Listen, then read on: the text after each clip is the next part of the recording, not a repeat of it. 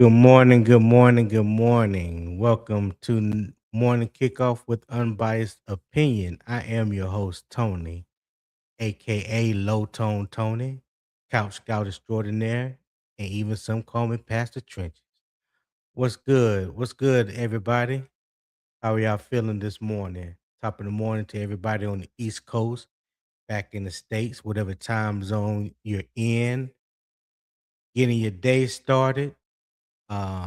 Maybe your day or your night just ended, getting the kids off to school, or they're probably home from school now. So summer camp, getting the kids prepared, to ship them off for the summer in the gym, getting that summer body together. Whatever you choose to do this morning, whatever your vice is. Thank you for tuning in to the morning kickoff. Hopefully every morning I'm able to create a good vibe for you, bringing you good um, discussions, debates, conversation, what have you. Okay. So, yeah, before we get started, go ahead and hit that like button, subscribe, turn on the post notification bell, select all, so you'll be made aware each and every time I go live. Okay. Share this with your family and friends. As always, we're building a real football conversation over here. So there's no fake hot takes, no media spin, just the film, context, and real debate. All right. And y'all already know what time it is. So I'm always here to shake a little honey from the tree. All right. So, yeah, let's see. Tim Bollock said, Good morning. Good morning, my guy. Thank you for tapping in this morning. Hey, hit that like button on your way in as well. For anybody that's watching, I see there's currently like 8 people watching.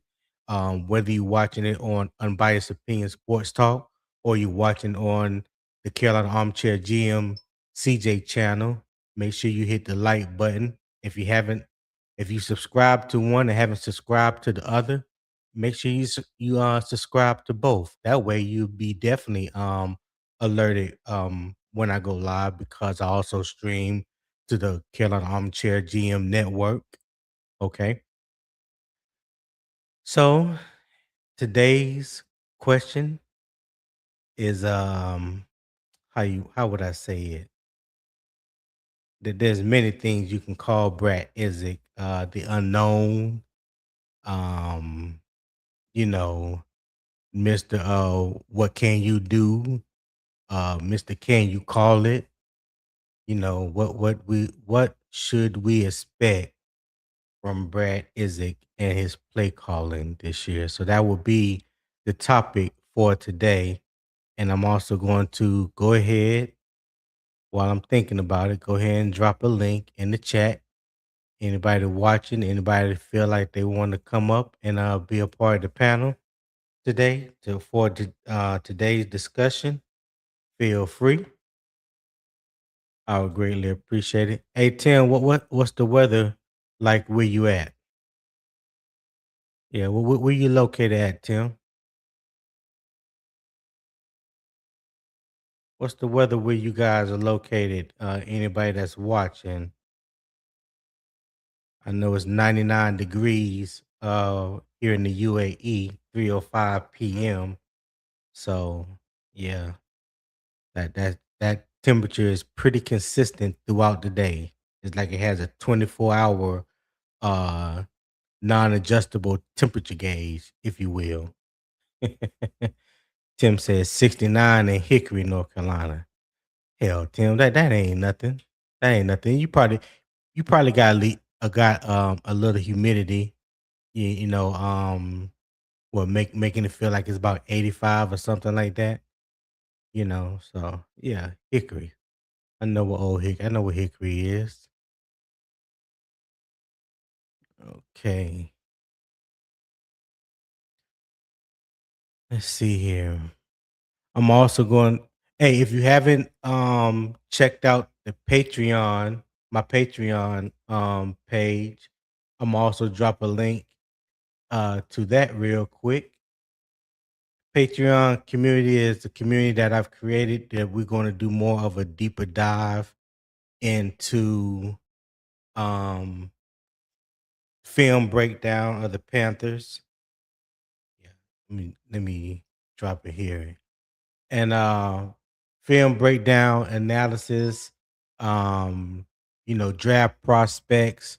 We're going to look at it from the end, players that, on the college level, whether you have your favorite college player or college team, you know, um, I have access to that, so we can definitely check them out. On the NFL level, of course, each week, especially when the regular season start, I'll be breaking down um each game. So whenever it comes out, I will take it and break it down, analyze it, and on Patreon, we will have a discussion over there. So check out the Patreon. There's 3 tiers. You got the fan zone, was the bottom tier. I believe it's $4 a month. Then you have the film access, which is $8 a month. In order to um, have access to the film breakdown and conversations and things of that nature, you do have to at least be signed up for the film access and the VIP debate table. We have a little bit more of a deeper discussion over there, but that tier is also for, I guess you kind of say, like the board, people that would help shape the community. Their suggestions and changes that they think are needed will be definitely heard first and taken into consideration. Right now, Will Robinson's the only one in um, the VIP tier, so he's kind of putting his spin and shape on what he would like to see, and there's nobody to debate that or go against that. So like today, after the live show, we will be streaming through Patreon, and we will be breaking down film today on Jonathan Brooks. I have 3 games of of his loaded from the 2023 season of Alabama, Oklahoma, and Kansas. I didn't want to watch the TCU because that's the game where he tore his ACL. So I have that game, but I chose not to watch that because I don't want to see that. But I have 3 other good games that we can get a good idea, get a good yeah, pretty much get a good idea of what we can expect to hope what we are hoping to see from Jonathan Brooks come the 2026 season for our beloved Carolina Panthers. J Hud's 1246 says 76 degrees in Charlotte, but it's early morning. What's up, J Hudge?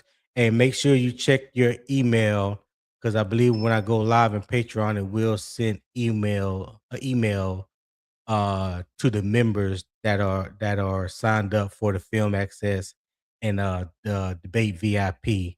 So it automatically sends your email. So be on the lookout for that. I'm gonna try probably about 15-20 minutes excuse me, 15-20 minutes after I finish up the live here for morning kickoff, we're gonna jump over into Patreon and check out the film over there. Okay, Frankie C says 71 degrees here in the 828 Asheville. Hey, what's up, Frankie? Hey, did you go to Asheville Reynolds? I'm asking that question because my senior year of high school, we lost to AC Reynolds in the second round of playoff. I went to Garinger. And in my junior year, we lost to West Forsyth at West Forsyth. My senior year, AC Reynolds came to Garinger, and we lost to them in the second round. In both years, those 2 teams played Richmond County for the state championship. So, yeah, we weren't feeling too bad, but hey, at least we lost to a team that lost to the powerhouse at that time, which was Richmond County. But yeah, AC Reynolds, man. Hey, I don't know what them boys eating up there. I don't know what kind of laws they splitting or what they weight room look like. But them dudes got out the bus, man. It was like Okay. Okay, they a little different. They built a little different. Yeah, it was a good game. We had them 9-0 at halftime, and they came out and they scored 20 second half points and shut us out. Yeah. Alright. Jonte Rose said, "Good morning from Northern Nevada. Rise up." No, hell no. There's no rise up here, sir. What's up, Jonte? Hey, appreciate you tapping in this morning, my guy. Glad to see you. Jay Hud said, "Salute." Frankie said, "Reynolds High School is across the street from me." Okay, Frankie. Yeah, AC Reynolds. I believe that's where Rico Dowdle went as well. I think he went to AC Reynolds High School. He was a dual threat quarterback at AC Reynolds. A lot of people don't know that. He didn't play running back at AC Reynolds. He played quarterback. He was a dual threat quarterback. If I'm not mistaken, they ran the wing T at AC Reynolds. Correct me if I'm wrong on that, Frankie, but I believe it was the wing T offense that they ran at AC Reynolds. He said the Bears head coach went to Reynolds. Oh, that's where Ben Johnson went. Okay. All right, cool. Well, Ben Johnson also went to the University of North Carolina, which that is my school. That's who I root for, have been most of my life. So yeah, I didn't know he went to AC Reynolds.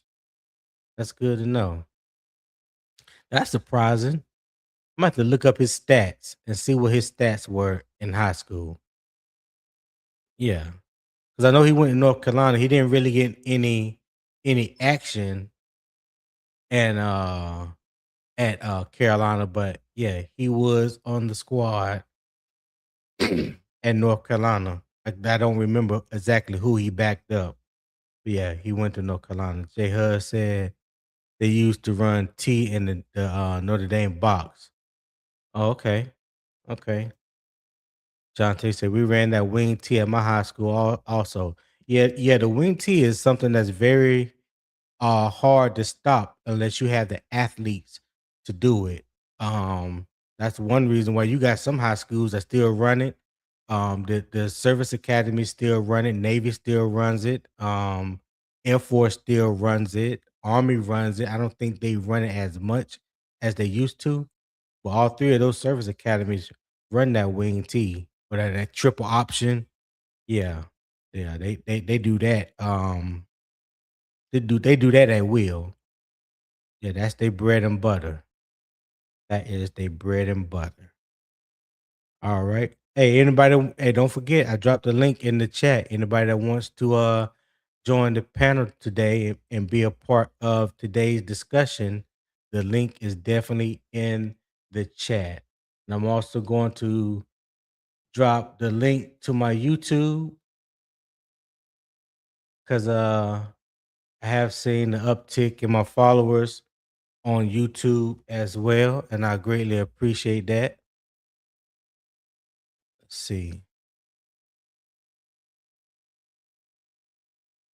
Yeah, Jonte, Georgia Tech used to run that thing like that too.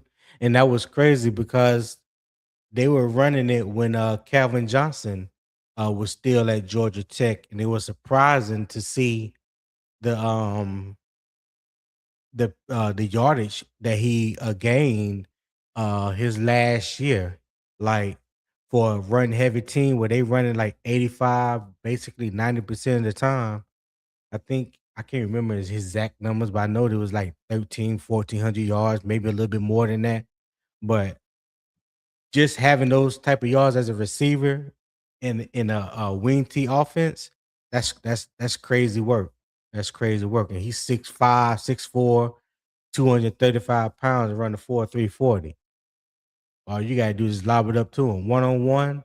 Because 9 times out of 10, you run it man because they in condensed formation, so the box is crowded, and even him one on one on the outside. Yeah, yeah, that's a bad day. That is a bad day. But yeah, check out my Twitter. Follow me over there as well. I greatly appreciate it. There's also a link in the chat. I believe it's at the top of the chat. If you haven't subscribed, it's at the top or the bottom. If you haven't subscribed, click that link and subscribe to my YouTube channel. Right now, I'm at 60 for 8 days. I'll take that. I'll take that. Trying to reach 100 um, by training camp. I think that's a fair number to a fair goal to shoot at. That's a fair goal to shoot at. Frankie said, I grew up in South Florida, went to high school with Michael Irvin and Benny and Brian Blaze. Okay. All right, cool, Frankie. What school was that? What school was that? Candy Girl said hello. Hello, Candy Girl. Appreciate you being here. Thank you for tapping in this morning. Yeah, if you guys haven't hit that like button, make sure you hit that like button for me, okay? Let's do that. Let's hit that like button. So what else we got here? What else do we have here?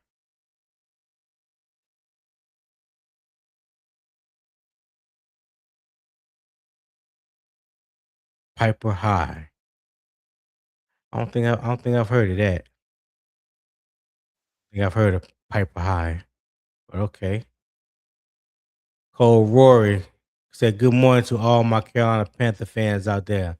Hey, top of the morning to you, Cole. What's the temperature like this morning? Where you at? What is the temperature like where you at? Oh, okay. So let me bring in my brother from another mother, my ace boom, Tip Drill Will, aka Will Johnson, Will Robinson. What's good, Will? What's happening with you? Hey, good morning. Good morning. How you doing? I'm good. I'm good, man. How you feeling? Hanging in there, man. Hanging in there. Hanging in there. Great morning. Oh, okay. All right. Gotta turn the volume up so I make sure I hear you. Okay, Okay. let me see if it's me. Now I got my volume all the You way up. yeah, you ready you ready for this discussion this morning? I Talking have about been prepared. the enigma, the unknown Will Robinson. Yes, I'm ready. All right, all right. Earl Locklear said, what's good, Tony? Salute. What's good, Earl? Thank you for tapping in, my guy. Frankie said Irving transferred to St. Thomas. Yeah, St. Thomas Aquinas, right? That's why I think that's where he graduated from, St. Thomas Aquinas. And John Tay Rozier said, you low will.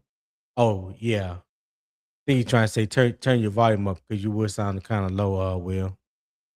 Okay, am I still low? No, no, not as low as you were when you first came in. Okay, okay. All right, all right. But yeah, man, we're gonna get into Mr. Brad Idzik, aka Mr. Enigma, Mr. AKA Can You Call It? Because we don't know. We don't know. So we're gonna get into um Mr. Brad Idzik today.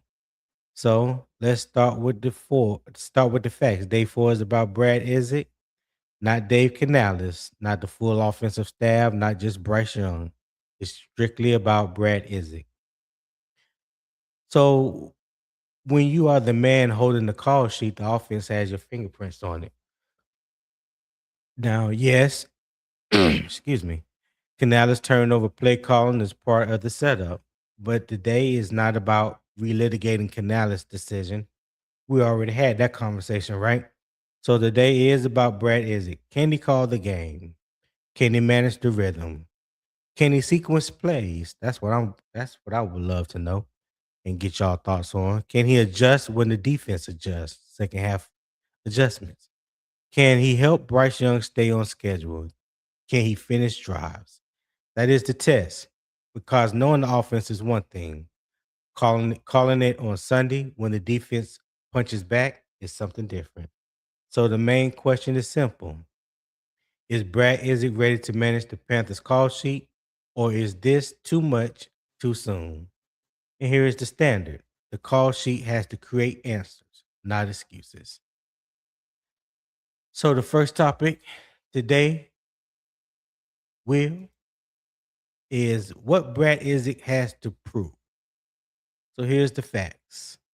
Brad Idzik knows the offense. He knows the system. He has worked with Dave Canales for a number of years. He has been around Bryce Young and his Panthers offensive staff. So this is not about whether he understands the playbook. He understands the playbook, right? The question is whether he can call the game. So the context is, let's keep this football smart. A play caller is not just reading names off a sheet. A real play caller has to understand the game inside the game. Like you always hear me say, there's three different chess matches going on each play. There's a game inside the game inside the game, right? So Hmm. what do we all yeah. So he has to know what did we already show? What is the defense sitting on? What is Bryce seeing? What is the offensive line handling well? Where is the matchup? What get us back on schedule? What sets up the next call? This is why this matters. The Panthers do not need random creativity. They need connected offense. One call should set up the next call. That is the difference between having plays and having a plan. So the question to you, Will, is what does Brad Idzik have to prove first? Rhythm, sequencing, or adjustment ability? What say you? So what does he have to prove first? Rhythm, sequencing, Ri- or yes. adjustability? Right. Right.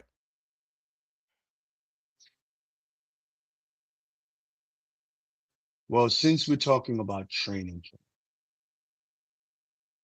he's going to have to be able to establish what the rhythm of the offense will be. Because Okay. sequencing, because sequencing is based off who your opponent is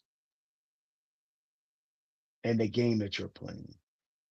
Adjustability is adjusting to what your opponent has done at to counter what you're trying to do.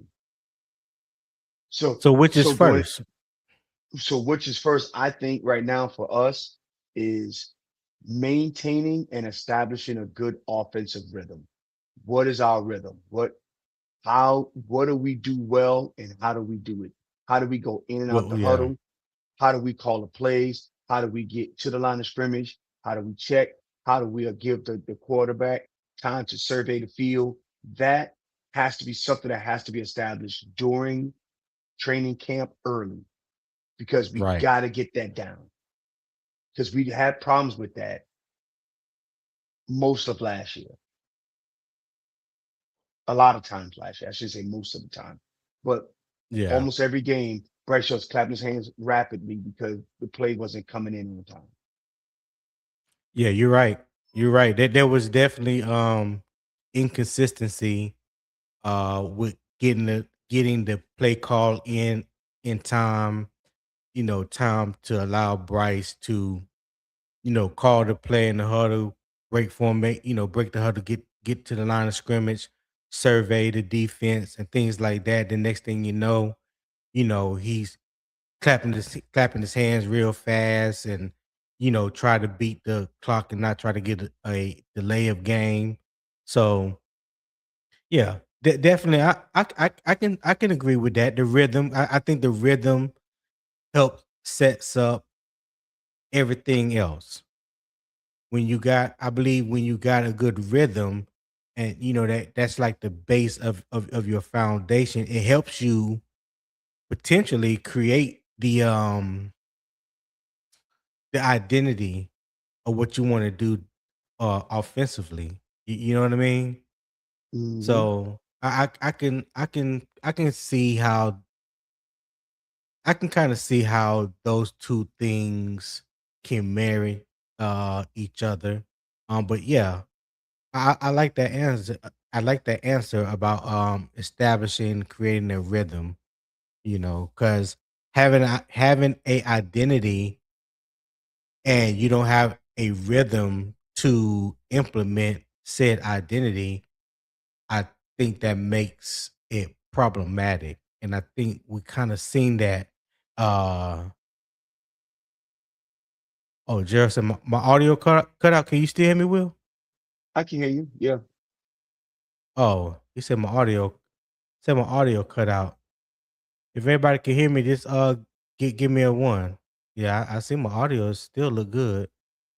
Gerald Stick said my audio cut out. Uh, but I'm on StreamYard, so I don't know if I Okay. can hear you. Okay. Yeah, I'm looking at the YouTube. Yeah. I'm looking at the YouTube studio. I see everything still working pretty good. Broski says one, Earl says one, Frankie said one. Okay. All right, cool, cool. But yeah, I definitely agree with you on that, Will. I don't know, but will you finish? Seemed like I started talking, then I don't know if you were No, finished. yeah, yeah, I was finished. I'm sorry. Yeah, yeah, yeah. Oh, okay. Hmm. All right. So with that, we talked about um he knows the offense, but do you think he knows how to call it? And See, does mm, him having knowledge of the offense kind of give him a leg up, like he's not learning something that's foreign or new and trying to implement that, you know, in a matter of months. This is a system that he has known since he's been in the league pretty much. so he's been running this offensive system for a minimum of 4 years. Okay. So, well, 3 years and a minimum. The two in Charlotte and the one in Tampa. It probably was a derivative of the offense um when they left from Seattle. So I'm saying at a minimum of 3 years he's been running that same offense. So I don't think that it's not only does it's not foreign to him, he has a mastery of it. So he's been the one that has been preparing for the installs, right? Right. Preparing the installs, preparing all of the not approving the sequencing, but helping Dave for the past 3 years organize and set up the sequencing of the plays against the team. So all of this is not new to him. I guess what it means is, and I'm gonna use the analogy. If you've been the executive officer of the battalion for 4 years, 3 years, Right. and the battalion commander says, "Okay, you are now going to run the show. There's no, you know where all the bodies buried, you know where the logistics is, you know who to talk to in the two shop to get something done. You know everything. You're just not the decider. So now it's time for him to can he make the right decisions? However, it's not like Dave Canales is gone. Dave Canales is there. Dave Canales has just moved up to the brigade. Not he's there to give him direction. The other thing Right. is having and I keep forgetting the guy's name. The the Daryl the, Bevel. the Bevel. Not yeah, Daryl Bevel. Having Bevel there to be able to help him prepare for the next set of um plays and capable or the next set of games. So just like I was explaining, I don't know if this was on your channel or not. So when you look at somebody like Daryl Bevel not only is a senior mentor, but he's also a offensive sounding board. So let's say he's already preparing for Chicago. He's the one that getting everything prepared for Chicago to give Brad Idzik the ingredients and kind of tell him these are things that I would do to cook this correctly and have him go up and him and Dave go up and do that. While they're doing that, he is preparing for Atlanta and getting everything prepared for Atlanta. so Brad Idzik and those guys are able to get things done the right way. I said all of that to say that I think that he is set up for success, but it is to be determined if it will be successful because it is an unknown, if that makes any sense. It is still an unknown, but he has all the tools. He has the background, he has all of the tools um to be successful.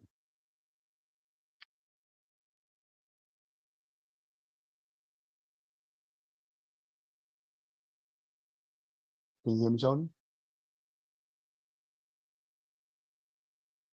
Oh, my bad. I forgot I had the mic on. I mean, had it Oh, muted. Yeah. Hey, shout out to Frankie C23. He became a YouTube member. I just saw that on my studio. Hey, I appreciate that, man. Thank you for subscribing. Um, you have definitely been here each and every morning, so I'm glad that you're enjoying the content enough to want to be a subscriber. And welcome to the Unbiased Opinion Sports Talk family. And shout out to my guy Driver with a $2 super chat. He said, "What it do? Great show. Hey, what it do, Driver? What's happening with you, man? What's the weather like where you located, dog? Glad that you tapped in. Um, if you guys haven't already, hit that subscribe button. Or hit that like button on your way in. Also subscribe and turn that post notification bell, select all so that you are made aware whenever I go live. We are streaming to the Carolina Armchair GM CJ channel as well, and we are on the Carolina Armchair GM network. So I greatly appreciate that. If you are enjoying the conversation, enjoying the vibe, enjoying the debate per se, uh show a little love, man. I would greatly appreciate it. I'm gonna put the QR code here in the top right corner. So if you can scan that QR code and show a little love to the channel. My little daily goal is $25. Not trying to be greedy or ask for anything, but just little $25. I would greatly appreciate you guys. So I did have a poll as well, and if you guys would select one, two, three, or four, the question is, what must Brad Idzik prove first? Is it rhythm, sequencing, adjustments, or situational command? So yeah, you press one, two, three, or four in the comments, and it will automatically generate in the poll. No, the poll wasn't working for whatever reason yesterday, so I didn't really run them. But it looks like it's running today. All right, so I'm gonna leave that there for a few minutes, if you guys will, and I'm also going to uh repost the link to my PayPal in case you guys don't have it and you feel in your heart to give a gift to the show. I would definitely appreciate that, man. I'm here each and every morning to try to give you guys good content to get your day started. That's my goal. That's my mission. All right. So I would greatly appreciate that. Uh what else? Okay. So Will, how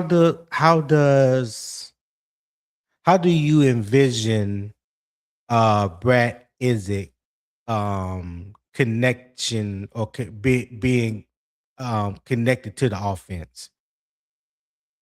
Would he, do you think it would be through his play calling or his relationship with the players, or because he's a former player himself in college, like what is that connected tissue that you think he should have coming to his first year as a play caller?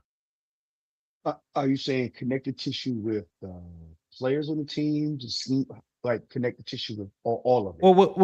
well, mainly with the offense, since he is the offensive play caller, and him already having that relationship with Bryce, but there's new little pieces that's coming in. Not Mhm, everybody, but mhm. how important is it for him to have that connection um with the players that he's going to be calling plays for? Oh, that the relationship is always paramount because with good relationships come trust. So he has to be able to trust that, I just throw a name out there. He has to be able to trust that if he is going to be calling that this game is going to require um, the game that we're playing is going to require to stress the linebackers, the inside linebackers. He has to be able to trust that Tommy Tremble's going to be able to make the plays that he needs, whether that is running the linebacker off, whether that is um, being able to get the center to get up to the second level for the blocks, to be able to um, have uh, catch the ball out of the backfield, Chuba or Brooks to catch the ball out of the backfield. All that stuff comes with, can I trust you to do this because this is the plan? So Right, that that connection, I think, is already kind of established because he's been there. It's not like he's just showing up.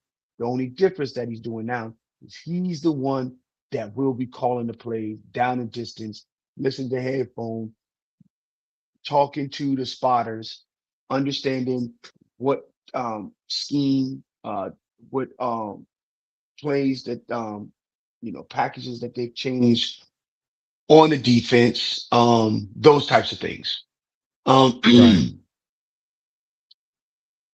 so I think that the connection to those players are there.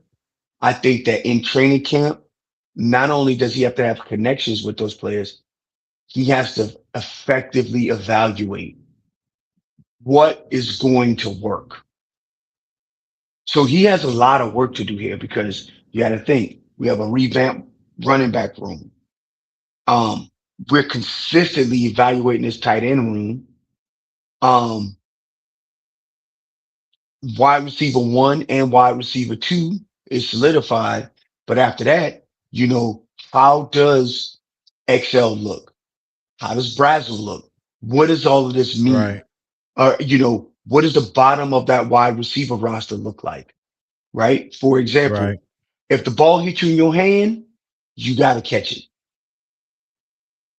That's You- facts. So, That's the so rule.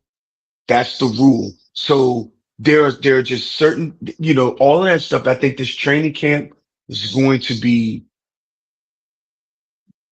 big for us because of the success that we had by making it to the playoffs, regardless of how we got there and how we played in the playoffs. Right. This is a big year for us. That doesn't It mean that is. that doesn't mean that all the weight is on Isaac, but getting this right is going to be important because I think we have a lot of the key ingredients that we need as in talent on offense. Okay. Hey, shout out to Poppin for the $1.199 super chat. He said, "Help pass the trenches, reach his goal, keep pounding." Hey, appreciate that, my guy. Appreciate that. Thank you for the 199 super chat. And I know you already are subscribed, so I'm not gonna say that to you. But I don't know if you hit that like button, so make sure you hit that like button. All right. And Frankie said the tight end room will be huge. This will be his huge challenge. All right. Hmm. What you think about that what you think about that comment by Frankie? Will the tight end room will be his huge challenge? Yeah, I think so. I know. Okay, I was a big Kenyon Sadiq fan. That's who I wanted in the draft. Nobody else wanted Oh him, but Lord, I here we wanted him. go. I just, Here you go, ladies and gentlemen. Here you go. hey, Tip drill wheel. hey, I wanted Kenyon Sadiq. We didn't get him. I got it. But but what I do think is that, um, if, if we go into training camp, but what we're going into training camp, what are we going into? Will we come out of training Right. camp with the same set of, tight ends? I don't know, because there are a lot of tight ends that probably will be available for price. So Mm, I don't know if Dan Morgan and them feel that will be necessary, because you still got to look at all the other positions that they have to pay. So, um, can't fix everything in one season, right? right. However, I think that tight end talent has been a huge miss for us. Tight end, I think we're at the bottom quarter of the league in tight end productivity over the past 3 seasons. Yeah, something like that. I don't remember the exact number, but yeah. Yeah, It's- we're close. So with that being said, um, you can't, so you can't say, and this will be always a common thing, it's Bryce Young's fault. It's not. Okay. It's a talent void there. Hey, Eternal said you was talking about Sadiq so much that they were happy on live when we didn't get him. Yeah, I know, man. That's terrible, man. Hey, them they watch my Hey, heart break. They watch my heart break in I real can't time. I can't even lie, bro. I would have been right there with them, dog. I did not want to see that. I would have Hey, been I would have been right there with them. hey, when the Jets took him, everybody was like, "Phew, now he can shut up. Now he can shut up." That's crazy. That's Yeah, crazy. Frankie said Don Shula always said if the ball hits a receiver hands, it should be caught. That's facts. right, That's facts. right. Let's see. But Broski said that's a true mm, story. Eternal players needs to make the plays. Yeah, that's what he was saying up here. Eternal said play execution is important. A lot of people like to blame coaches or coordinators around here for trash play. Yeah, I mean, yeah, it goes hand in hand. But I do believe majority has has to go to the players in the execution because they are the ones that execute the calls.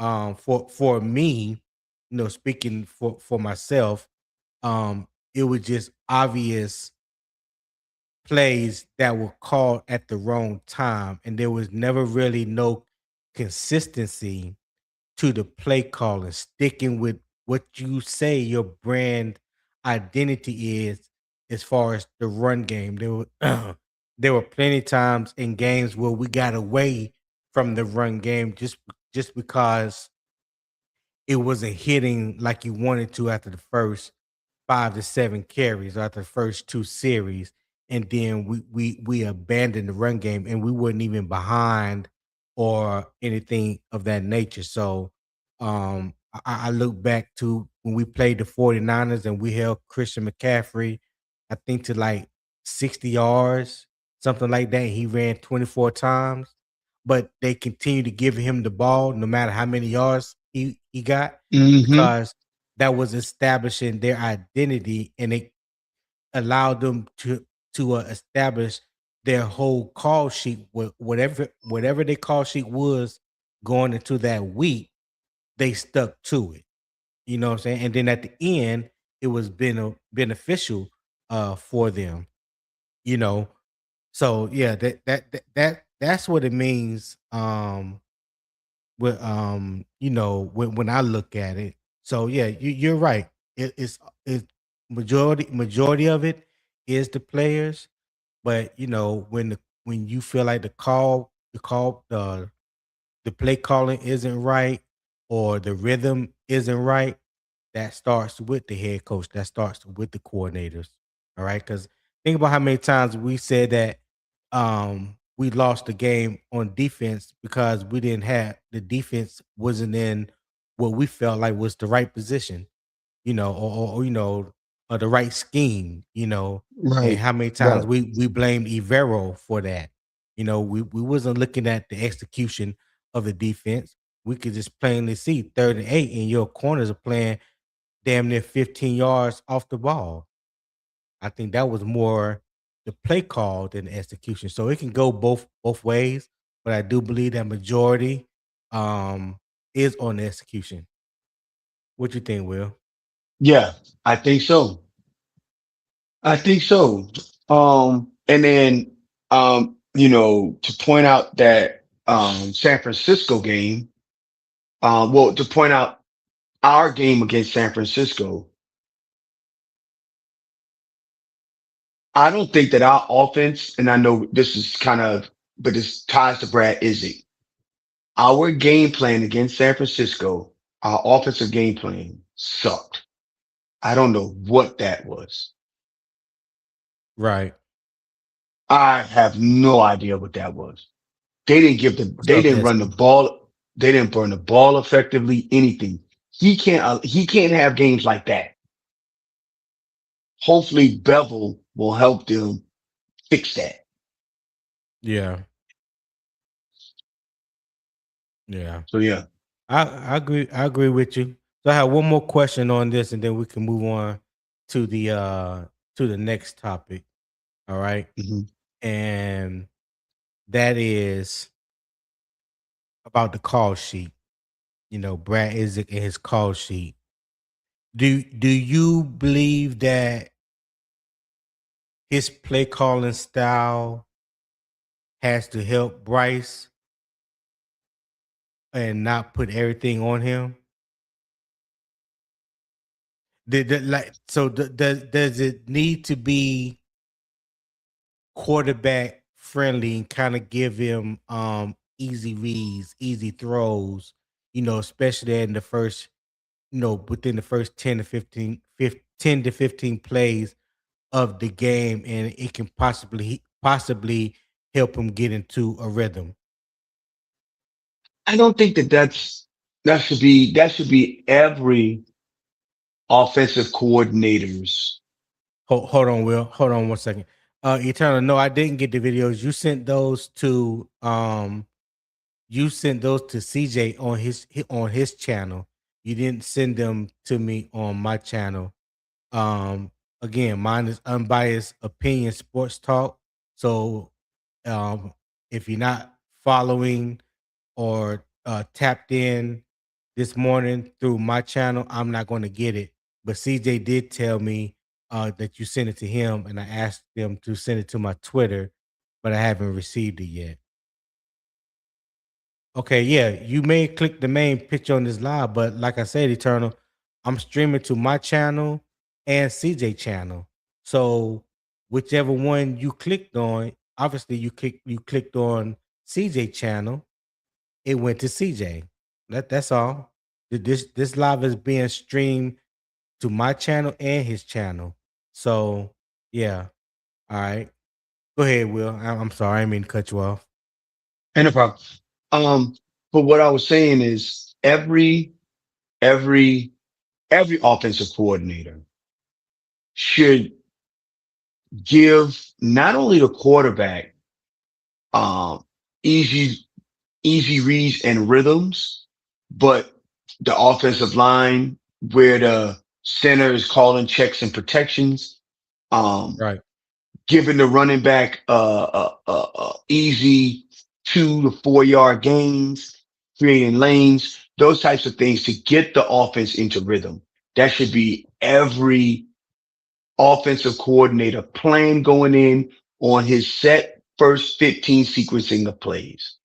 Of course, your enemy gets a vote. However, um, but that should be the plan going in regardless of right, quarterback or regardless of team. right. So yes, yes. Yeah. I think that's important. And I think Brad Idzik, by him having by him knowing the offense, by him have an established relationship with Bryce, he has seen what has worked, what hasn't worked, what needs improvement, things that we need to get better at. And my thought, my prayer is that he is um he has thought about all of that, and is building his call sheet, his play calling around that. You know what I'm saying? So that goes back to what we were just talking about, Will. We were talking about the rhythm, creating a rhythm from play one, getting your quarterback easy reads, easy throws, um, helping him establish himself immediately into the game, you know. Mm-hmm. So I definitely agree with that, and I definitely hope that that's something that Brad is implementing, and it will make things um more of a rhythm and make things easy, and take some pressure off of him. I don't really know if there was much pressure on his shoulders to begin with, but I think there's definitely a lot of pressure on him this year, whether he says it or not. There's a lot riding on this year when it comes to Bryce Young, and definitely Brad Idzik, by this being his first time, by him being a first time play caller. Okay. Hey, Mm-hmm. appreciate that, broski, for putting the handle out there for me. And Eternal say he got it. Okay. And D Cash said, yeah, he and CJ chat. All right. What's up, D Cash? Top of the morning to you, man. Thank you for tapping in as well. All right. So we're gonna go on. We're gonna move on to we're gonna transition into the second topic. Let me throw the question up there real quick. What the second, not the question, but what the topic is of for what the next topic is. Damn, got tongue tied. So now let's get even tighter. If we are going to judge Brad Idzik fairly, we need proof points, not feelings, not fan panic, not blind trust. We need football evidence. All right. So again, the topic number 2 is the five proof points for Brad Idzik. And here are the facts. Brad Idzik play calling cannot be judged by total yards alone. Total yards can lie, can deceive you. All right. You can move the ball between the 20s and still fail when it matters. You can hit one explosive play and still have a bad offensive day. You can look good early and disappear once the defense adjusts. So we need better ways to judge the call sheet. So the context is a good play caller helps the offense stay ahead of the sticks. He does not leave the quarterback living in third and long all game. He does not abandon the run. Let me say that again. Oh, I just had a church moment. On Oprah, how that light bulb goes off, and she had that bulb. Yeah, I should have put this down in bold italic. He does not abandon the run when it is working. Can I get an amen? He does Amen. not let the red zone get predictable. He does not call plays like the defense is standing still. The job is to give the offense answers. So I put together a little slide here, and these are the five proof points that I believe that Brad Idzik needs uh Mm-hmm. in order to succeed. So for the first poll, 71% says sequencing. Um, Mm-hmm. Situational command and rhythm were tied at 14% each. Okay. Okay, and Okay. adjustments got nada. So let me take that off the screen there and get rid of that. let me take this QR code down just for 1 second so we can see that. And I will remove the banner. All right. So okay, well you still there. So I'm just making it big enough so everybody can see. Hmm. So the first of the five proof points is early down efficiency. Can the Panthers avoid wasting first and second down? If Carolina is constantly in third and long, the call sheet gets small fast. What you think about that, Will? What you think about that The first Panthers proof avoid, point? yeah, you know, can't waste first or second down because Yeah. we've had several third and longs. So yes, we have an efficient enough running game to get to third and manageable no matter what. We're paying for that guard play. We're paying premium dollar for guard play. Let's use it. We Ricky won't be playing this year, or he won't be playing most of the year. Icky was best in the run game, right? So Fact. running running the ball and establishing a second and place. If you run a first down play and you get good yardage, and which opens up the playbook to either a pass or a run on second down, you're not wasting second down. And third down is still manageable, even if you don't, is staying ahead of the sticks. So that is early down efficiency is the key to keeping an offensive engine running and staying on the field. So You're yes, exactly I right. agree. I 1,000% agree with you. You have to win the early downs. You have to win on first and second downs.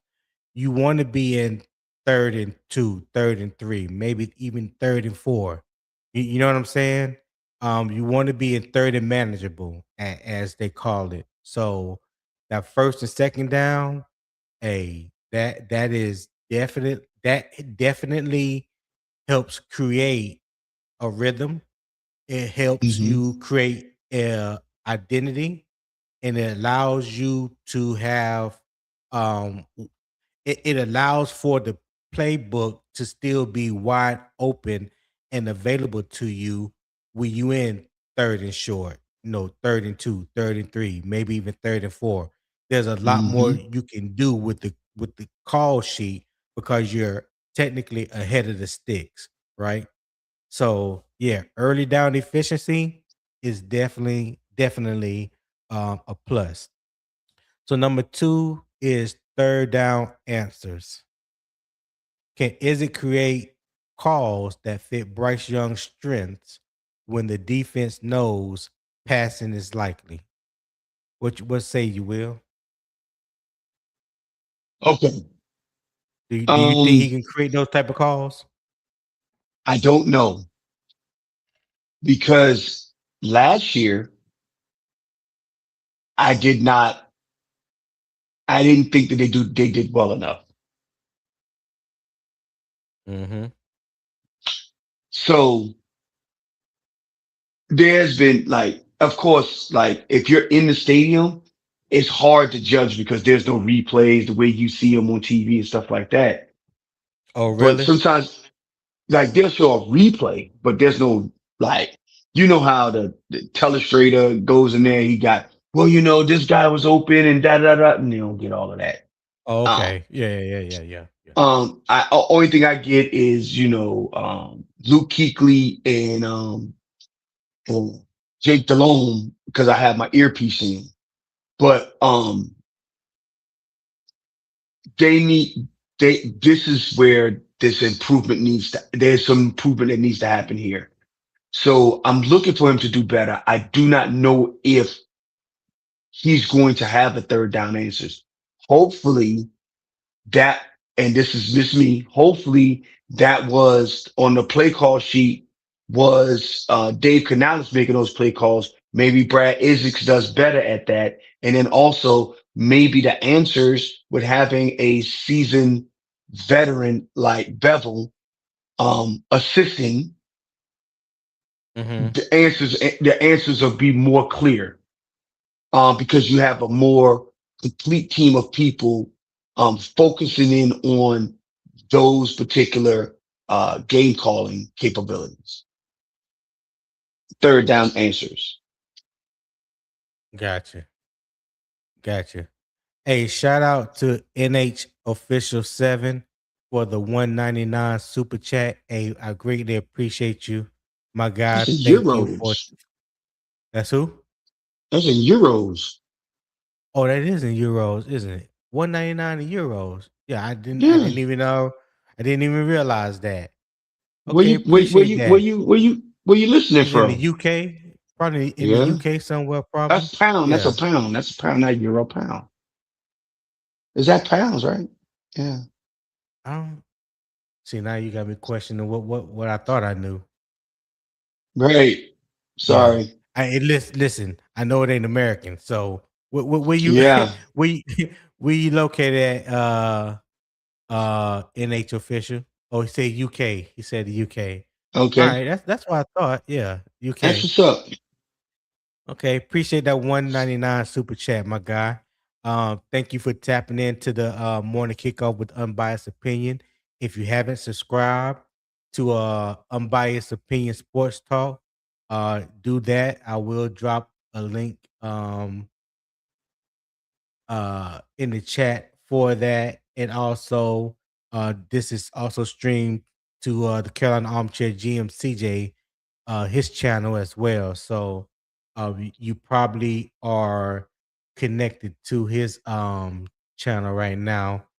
But I will drop that link in the chat, and I will greatly appreciate it if you was to subscribe to my channel as well. So there's the link right there. Appreciate that. But getting back to the third down answers, yeah, like you said, Will, and I agree. We don't know. Like, I mean, we really honestly and truly don't know what to expect from Brad Idzik.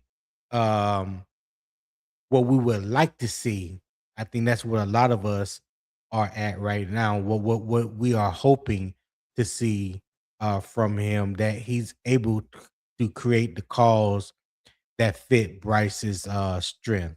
Like you say, even when the defense knows passing is likely, and I think we saw a little bit of it last year, in certain games, especially that Atlanta game, where he Hmm. was just throwing the ball over the field, and Atlanta didn't have, no answers to it. Oh, it felt Answers so for good it. too.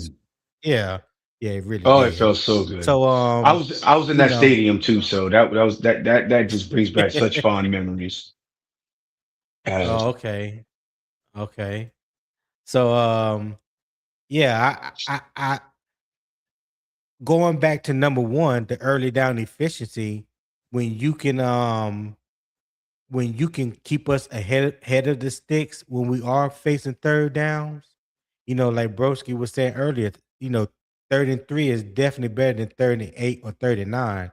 So when you in those manageable down and distance, you can call things that you believe would make things a little easier for Bryce, or even if it's a pass play, even if they know that it's coming. One thing I haven't seen teams be able to stop is when we go empty and we spread, a 4 receiver set or a 5 receiver set, and the defense is spread out very thin. See, you can't hide what you're running. You can't simulate any pressure. You can't no, mug, the gap, double mug or whatever. You can't do none of that, because you have to count right, for those 5 potential wide receivers that's on the field. You know what I'm saying? So that spreads you all the way out. That spreads you all the right, way out. You cannot hide.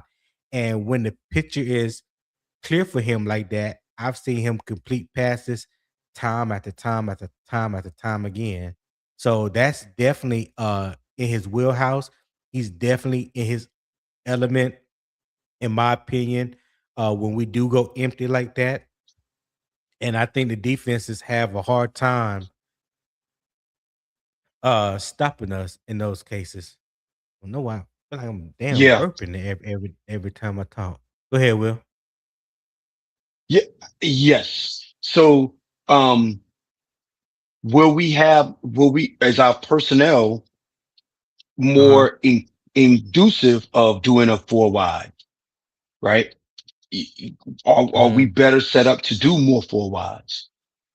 Because if anything else, and what I'm hoping to learn in Patreon today, y'all should join the Patreon because I'm looking forward to this film breakdown to say today. But what I'm hoping to learn is people have been saying that Jonathan Brooks is great at catching the ball out of the backfield and getting into space. Okay, so can you put Jonathan Brooks on the line of scrimmage as a receiver like they did for, I know Christian McCaffrey is the gold standard, so I'm not saying he's like Christian McCaffrey, but the way that you could take a defensive, I mean, a running back and put him in the slot, can you do that? Is that feasible? How does that look? So those are the things that I'm hoping to learn as we do the film review coming up. So do we have the personnel Right. to more effectively do that this season with Chris Brazzell and hopefully with uh with Excel showing improvement? Will we have the ability to do that? I don't know.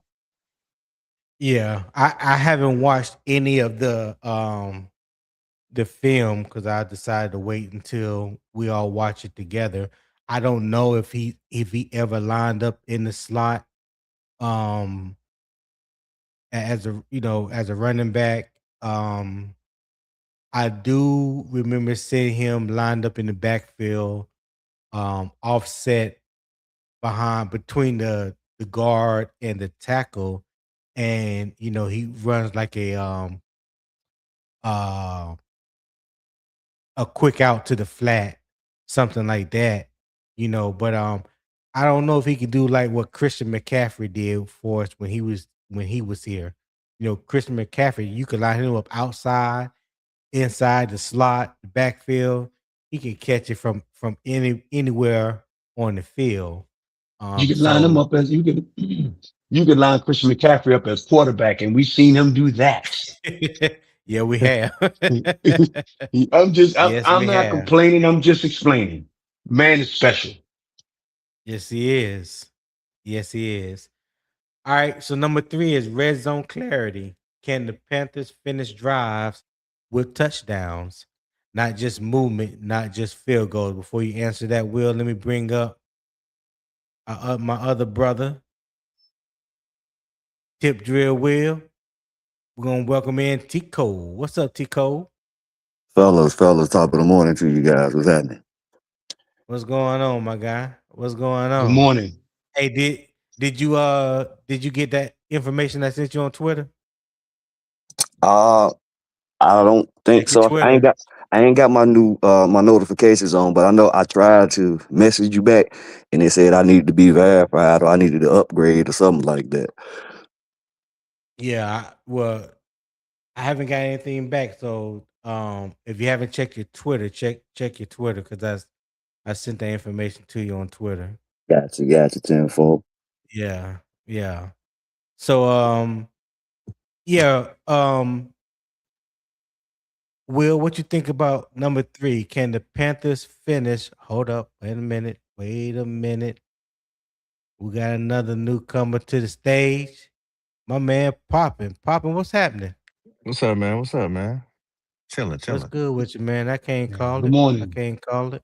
What's up, Good morning, Papa? everybody. What's going on, y'all? What's the weather like where you at? Oh, I'm in Charlotte, so it's about a Oh, good okay. That's 69. right. But I was gonna ask you what you know about Garinger, man. My mama went to Garinger, man. I grew up right around that I went area. to Garringer. I came out of Garringer in 90. So hold on. Where you lived at? when I went to Garinger, we was living off of Milton Road. I was living in Brittany Apartments. Okay, yeah, because I'm from Hampshire Hills or Santa Park, the Plaza. Okay, so yeah, Hampshire Yeah. Hills is my stomping ground. Man, Yeah, we might be I know. related. Let me find out. Nah. Let me find Yeah, out. yeah. Yeah, I know all about Brittany Apartment. Milton Yeah. Road, the Plaza, Barrington Drive. The Hup Yeah, in. yep. The Help In. What was in My that? sister went to Cochran.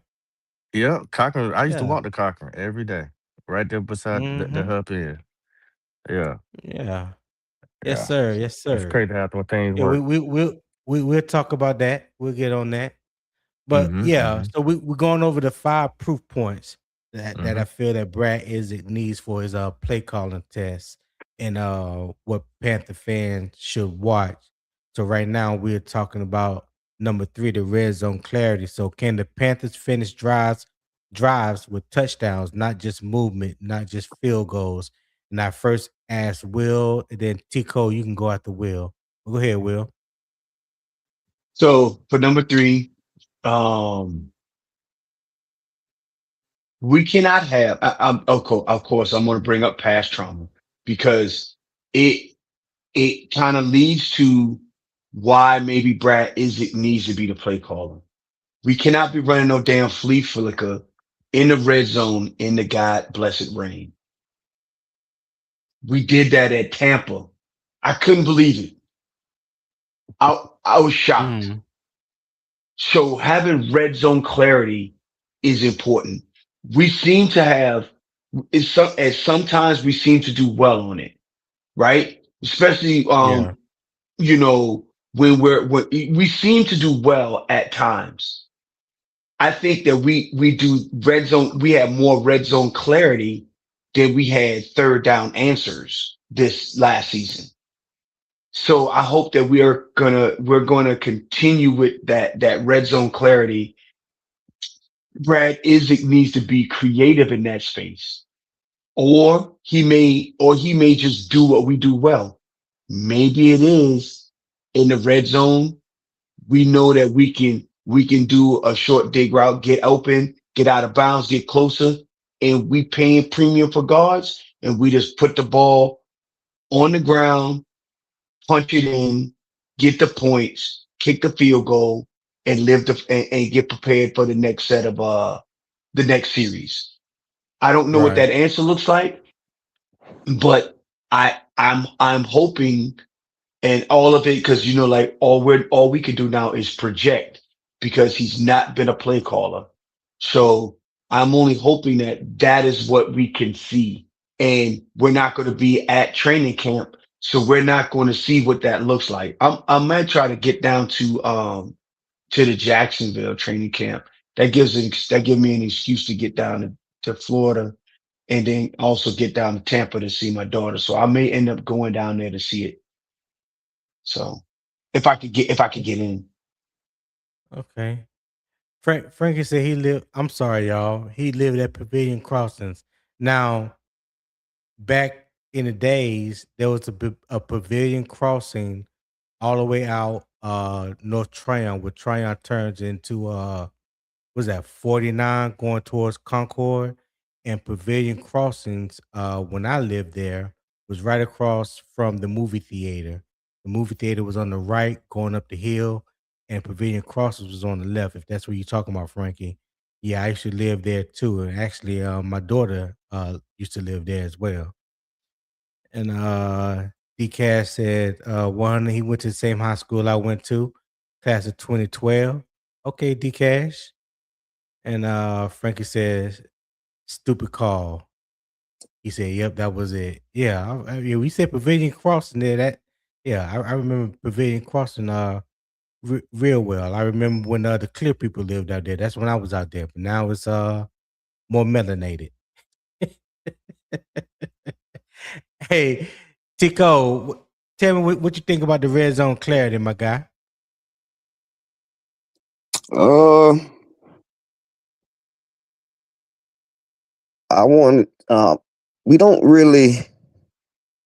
The good thing is that, like Will was saying, Bryce kind of thrives in the red zone. I'm not sure if it's play calling or just as Bryce's ability to to manipulate the defense or whatever the case may be. But what I'm saying is kind of going to kind of tie in hand to hand with the red zone. I want to go a um a little further back, like different coaches have different sayings and different call points as far as like we know it's always we always hear about the red zone, but Right. they also break it down into like when you cross the 50 and you're teetering on field goal range. Right. Feel like that was our main issue is actually getting to the red zone because um if you know about how my Achilles heel from last season was, we was always around the 40, in between field goal range, and we'd be in the 3rd and 5, right? Right. Everybody in the stadium watching TV in the booth, wherever they was overseas, knew that we was gonna run the ball on 3rd and 5 and then go for it on 4th and 2 or 4th and 1, depending on how many yards we got. And Okay. I think that kind of handicapped us for getting in the red zone as many times as we could have because teams knew what we were going to do. Everybody knew what we were going to do. And even Brant Tillis alluded to the fact that we can't live in those high pressure situations. And those high pressure situations has a high probability we're a low probability rating as far as being able to survive, and you don't want to hang your hat on 4th downs. That came out Right. of Brent Tillis's mouth, speaking Right. directly to what I just said about running the ball on 3rd and short and then just hoping that you can get the first down on 4th and short. And goes back to what you were saying about how you don't want the second question about. I remember Ben Johnson saying he don't even want to get the 3rd down if it's possible. Yeah. See, Hey. why even get the 3rd down if you can't? Right. Exactly. If you can, Exactly. you know what I'm saying? Instead of just, okay, we gonna just try to impose our will type shit and we gonna just try to get these little 2 yards. Even with Philly and the Right. tush push, they have variations of they have passes off the tush push, they have tosses off the tush Right. push, they have options off the tush push. You Yeah. see what I'm saying? Yeah. So they Yeah. know, okay, we just can't line up and just, you know what I'm saying, and think this shit just because we gonna impose our will, that shit don't happen because defensive coordinators get paid too. So I said that to say I don't really have too many issues with the red zone as far as how it went last year. Obviously, it can get better. I want us to do a better job of getting to the red zone, and however that looks, in totality throughout the course of a game, will eventually improve the offense. But I'm sorry Mm. if I ain't answered the question how you wanted me to. No, no, that's your answer. Yeah, you answer how you see fit. Yeah. Popping. Before you answer the question, my dear brother, I know you have uh something that you want to say. Go ahead, bro. Oh. Yeah, well, I appreciate it, man. Appreciate it. Yes, sir. I've started my YouTube channel, man. So yeah, what I mean, coming from a Panther fan, talking to Panther fans. So I'm throwing it out there. Anybody who like to subscribe, I'm gonna be trying to do me a live this weekend. Give us The your name, channel. yeah, I mean, I don't know if anybody can see it, but the name of the channel is Put the Pause on them. With the Uh, yeah, that's what I thought about when I thought about if the you got a team. link, put it in the chat. Okay, let me see if I can do that. And Uh, yeah, when I used to go, sit down and watch the game with against other teams at the bar and stuff like that, I used to like, man, we're gonna put them paws on y'all. You know what I'm saying? It just kind of just went with me. I was like, man, that's the perfect name for me. as a YouTube channel. Right. And yeah, that's exactly what we're gonna do, man. We're gonna go ahead and light this thing up. Uh and can't wait to see people, meet people, and all that other stuff. And man, hopefully the channel will grow. I'm gonna try to see if I can find a link. Look, CJ already put it in there for you. Oh, thank you, CJ. Hey, So CJ, it's I seen your channel www. was 1.99, and I went on my other channel and subscribed. I said I'm gonna make them 2,000. I'm gonna make it at 2K. But so I don't know if I made Hold a up. 2K for you. You done hit the CJ. You done hit the 2K. Yeah, let us know in the chat, man. Let us know in the chat. That was my goal. I was trying to get him to 2K before the end of the week, man. Yeah, Oh, he said yeah. no. He So said no, not yet. Okay, all right. he said He had 1997. 1997. So hey, Ah, listen, we are 3 subscribers away. I didn't mean to cut you off, popping by. I'll let you get right back to it. 3 subscribers away against CJ to 2K. So if you have not subscribed to his channel, the Armchair GM CJ, please do that now. We would greatly appreciate it. Trying to get him to 2K before the end of the week, which tomorrow is the deadline, and I hope that we can all do that. And let me read the money real quick, pop, and then you can get back to it. Shout out to Matt Matal Lomax 535 with a $2 super chat. He said top of the morning, Marge. I don't know what that means. I think he With the meant to say laugh with the Sarge. crying emoji. Oh, Sarge. Okay. Yeah, top of the morning, Sarge. Top of the morning to you, my guy. Hey, thank you for that $2 super chat. Appreciate you for tapping in. Hey, if you haven't subscribed to Unbiased Opinion Sports Talk, do that. If you haven't subscribed to Armchair GM CJ, do that. And now you also can subscribe. Now I gotta go back up here and find the link. Find out to put them paws on them. So you go to youtube.com/ and put them paws on them. All right. So there's the spelling right there. So help Poppin get his subscriber count up real quick. We'll greatly appreciate that as well. Okay. So let's see. Go ahead, Poppin. I ain't mean to cut you off. Oh yeah, yeah. Other than that, man, look, it's gonna be opinion based. We're gonna break down some things that we see. It's gonna be high energy.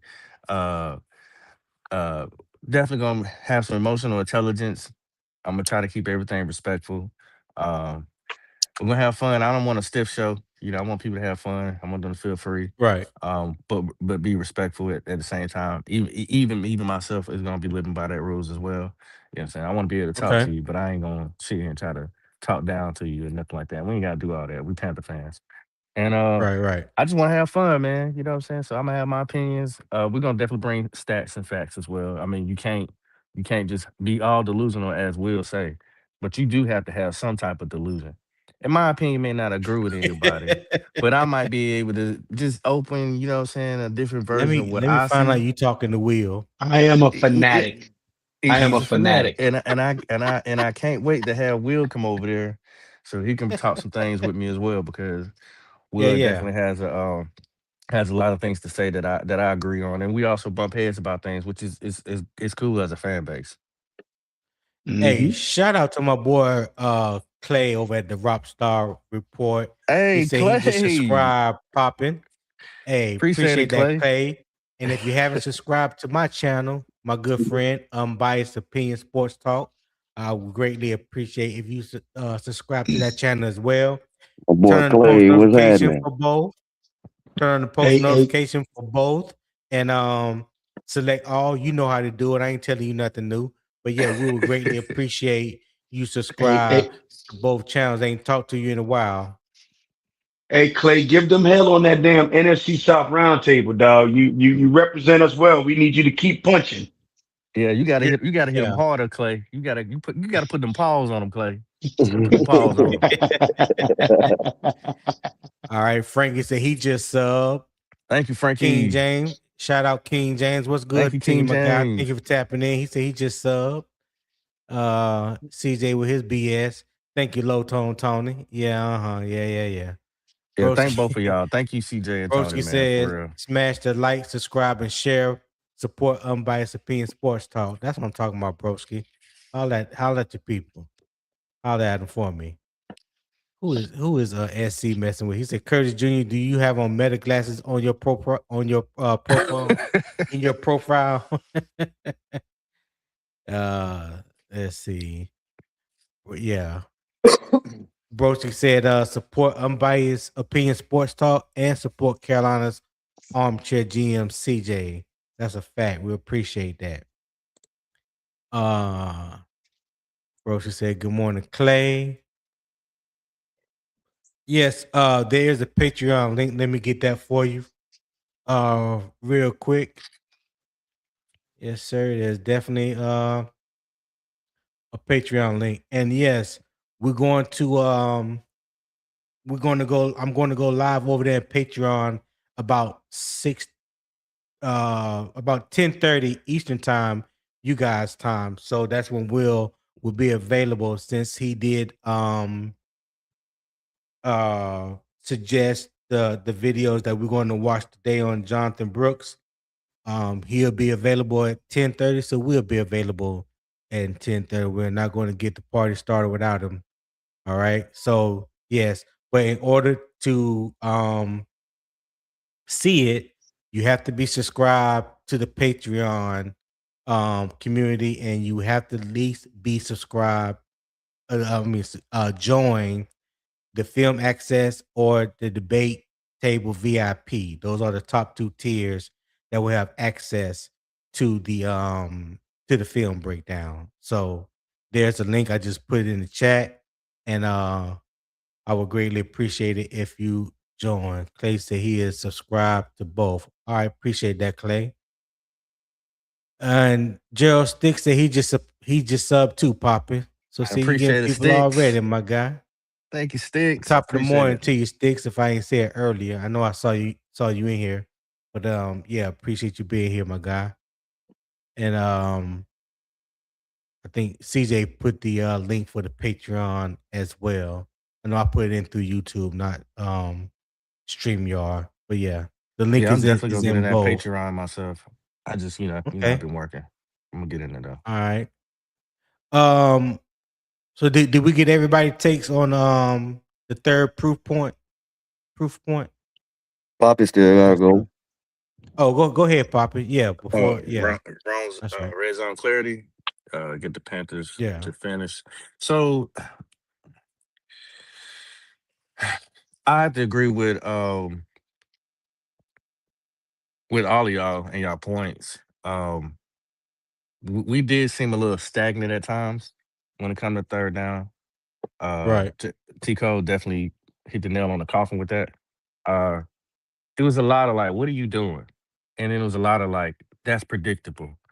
I think what happens is when it comes to us with red zone, and I think this has been a very major focus, um, is that analytics have played such a big part in the NFL now. Is that I think it also kind of takes away from coaches' creativity, because if they doing the stats and Mm, saying, you know what, the analytics say at 3rd and 5 you should be running the ball because the rate of you winning is more probable than not. Yeah. You know what I'm Yeah. saying? And so it's Yeah. like, oh but the yeah. coaching is like, but that's not really what I want to do. But he's not writing the checks. And you seen when we watch, if you y'all just go back with me for a second, we just all watched the blueprint, right? And y'all seen the Mhm. analytic guy in there, right? He had a lot of suggestions. He was doing all types of Yeah. stuff. He was doing mock drafts. He was talking about the players' profiles. He was doing a lot. If you don't think that man is not also doing play scheming as well, as far as like what's the probability of you winning if you do this on this down, Mm. you sadly mistaken. On So I think a that former PFF exec. yes. So and he's a his guy is I mean not it's not Brad Idzik. It's Tillis. He's a I don't Tillis even guy. know. I don't even know his name. I forgot his name. It's on the tip of I, my tongue, but the guys from PFF that show talk about him all the time. Cause he that's Yeah. his homeboy. That's his homeboy he used to work with. right. So Yeah, go ahead. so once you bring somebody like that, it almost takes away the organic way of how a coach would call a football game. So that's so yes, I agree with T Cole. Um, but yeah, they're gonna have to. It has to be a balance. Um, Eric I, Eager. You know Eric his name, Eager. Eric Yeah. there you Eager. go. Yeah. Eric Eager. Yep. Yeah. Yep. Go ahead, Pop. Go ahead, Pop. So red zone. I think Bryce actually does good in the red zone. You know, most quarterbacks struggle in shorter yardages. Um, I think he somehow sees it better, and then I think he knows that I can be a threat using my legs. I don't have to cover 20 yards. I only got to get 7. I only got to get 10. And with his legs alone, he can pick up 7 yards if they get undisciplined with the defense. So, but it does need to be more efficient. Let me before we move on to number 4, man. And Tico can back me up on this. Let me go back some.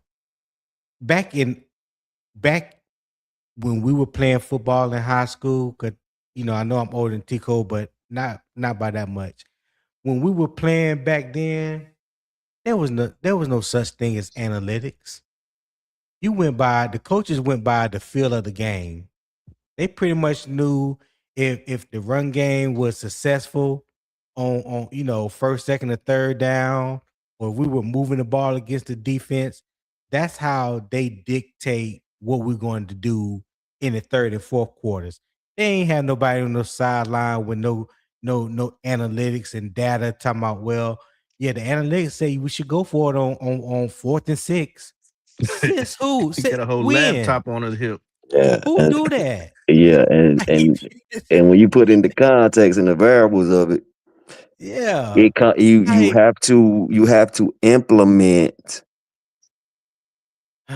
have to implement you have talk to implement to him, Tico. Talk to him. art of war. Know yourself, know your opponent. Thank you. So the Okay. matchups within those analytics definitely matters. So if you have uh let's say who the DJ, if you got Jalen Carter and the other guy that beside him, Smith, I think his name's Smith, the big guy, Mhm. and it's 4th and 2, and the analytics say run it Oh, you talking up about and Davis? Talking about Big Davis, Davis? yeah, and the Yeah. analytics say run it on 4th and 2, but they've been kicking your guard's ass the whole game. That ain't gonna work for you. Right. Oh, so I gotta step in here as the resident nerd. Since Oh, here everybody we got the go. Snickers. Yeah. Come on, Will. I used to be an athlete as well. And as the Mhm. resident nerd on the panel, let me explain to you what Mhm. they mean by analytics. Mhm. In-game analytics are being done in-game for analytics. They're not going back on historical data. They Exactly. are That's right. they Yep. are actually looking at in-game analytics. They're saying, look, the probability of getting this fourth down, running in this gap, based off of what has been happening in this game, the probability is X. And I know that. I know that, Will. And 'Cause and all I you got to been say, all I got to say is, welcome to our side of the fence. The nerds are here. We're going to be proud and loud about it. And this is what's going to, hey, so Tony, let it happen. no, Welcome. I'm not gonna let it happen, Yeah, Will. yeah, me neither. Damn it, I refuse to. Cause Yeah. listen, I've been dealing and working with numbers all my life. Even to You this day. absolutely have. I understand Yep. about the collection of data, the information, how it comes up with the probabilities and Hmm. the statistics and all that. But when I'm just talking about football, when I'm just talking about football, I don't think there is a better feel for the human. I don't think you can replace The human the element. feel that the human element gives you, um, as opposed to what someone is Hmm. telling Hmm. them about information that they're input into computer, and that computer spits out a I percentage, agree. multi-million, That, or that multi-million yeah, okay. scenarios So in we yeah. 30, agree. So We 32 agree on that. seconds. Yeah, So for sure. so yeah, so so what when somebody get you know the deal, Tony. Not to delve too much into the details of, but yeah, hey, the probability of likelihood of this happening is X. Now you take that into account for the feel of the game to figure out what you want to do. Exactly. Use Right, all your right, knowledge, right. mhm, not just the analytics. yeah, right. Not just So analytics, And not just your gut, and not Right. can just I your right. analytics. throw something out there? So Go so ahead, Papa. for instance, it's 3rd and 5, right? T Cole is the quarterback. And T Cole sees something. He's like, you know what? Now the analytics told him to run the ball. And I'm the running back. I come up to T Cole's like, hey, I see this right here. T Cole calls the timeout. Timeout. We go over to the sideline. We tell the coach, you didn't need a computer or a guy to sit here and type in so many different variables to da da da da da to sit here and say, well, this is what we seeing. But if they see something like when you're on the field, and like y'all said, it's totally different than getting somebody who's sitting on who's punching all these numbers saying, well, this is the variables that your percentage of winning. Yeah, that makes Literally, sense. we heard you what's his name? Dang, was the running back. All of a sudden he just ran across. He just left my mind. Um, Battle. yeah, Datto, right? He goes and say, "Hey, coach, run this play. We're gonna win if we run this play." And it was like, "All right, we're gonna call it a few minutes. A couple plays later, you better win the down." And he did. Right, There was no computer that sat there and tell him that. What I'm saying is, with the human element and what you're seeing, and the instincts of learning and knowing the game, there ain't no analytics that could really take that away. It is analytics is good, but like I said, you're really losing the organic of and feel of what you see, how to react, and the brain smart of the athlete to make the adjustments. Yeah, I think the best and that's analytics you can go ahead, use. Tito. I think the best analytics you can use is the the the um the scouting report. The Yes, scouting that's reports I agree. Yeah, has the scouting it's a report bit more has detailed. exactly against the team you're going against, not the Right, whole league's analytics. right, You see what I'm saying? That's the main thing. Like with any experience, with any experiment, or anything that has to do with probability or numbers. That's why I said the word variables, because anybody right, that's in math knows that there are variables. There's what else? But what the numbers don't show you in the variables that I'm speaking about, and the context is the athletes themselves and the matchups against the analytics. Like I was just right, saying right, earlier about, right, inferior guards against, superior D tackles. I don't give a fuck what the analytics say. You ain't been running getting it all night. So um I think I like what Poppin said, because even with the analytics, you might come to the line of scrimmage. appreciate you, Unc. You might come to the line of scrimmage with a play in mind, and then like Poppy said, the quarterback don't like it. He check out. What would the analytics say? Yeah, It's a guy standing right in this gap, and the play that was called on the headset is dead if I run this play. right. So that's why But you know what? the human element definitely has to take over, and common sense, bro. They I both can think coexist. Yeah, it's right, I right, I right. I I think when analytics, I think one of the reasons why analytics gets a bad rap, because I don't know if a lot of people remember, probably maybe 10, probably not even that, 10, 15 years ago. I'm gonna say about 10, 15 years ago, when it really became known in the NFL that now analytics were involved. I think you have some people, and I'm gonna use Matt Rule as an example.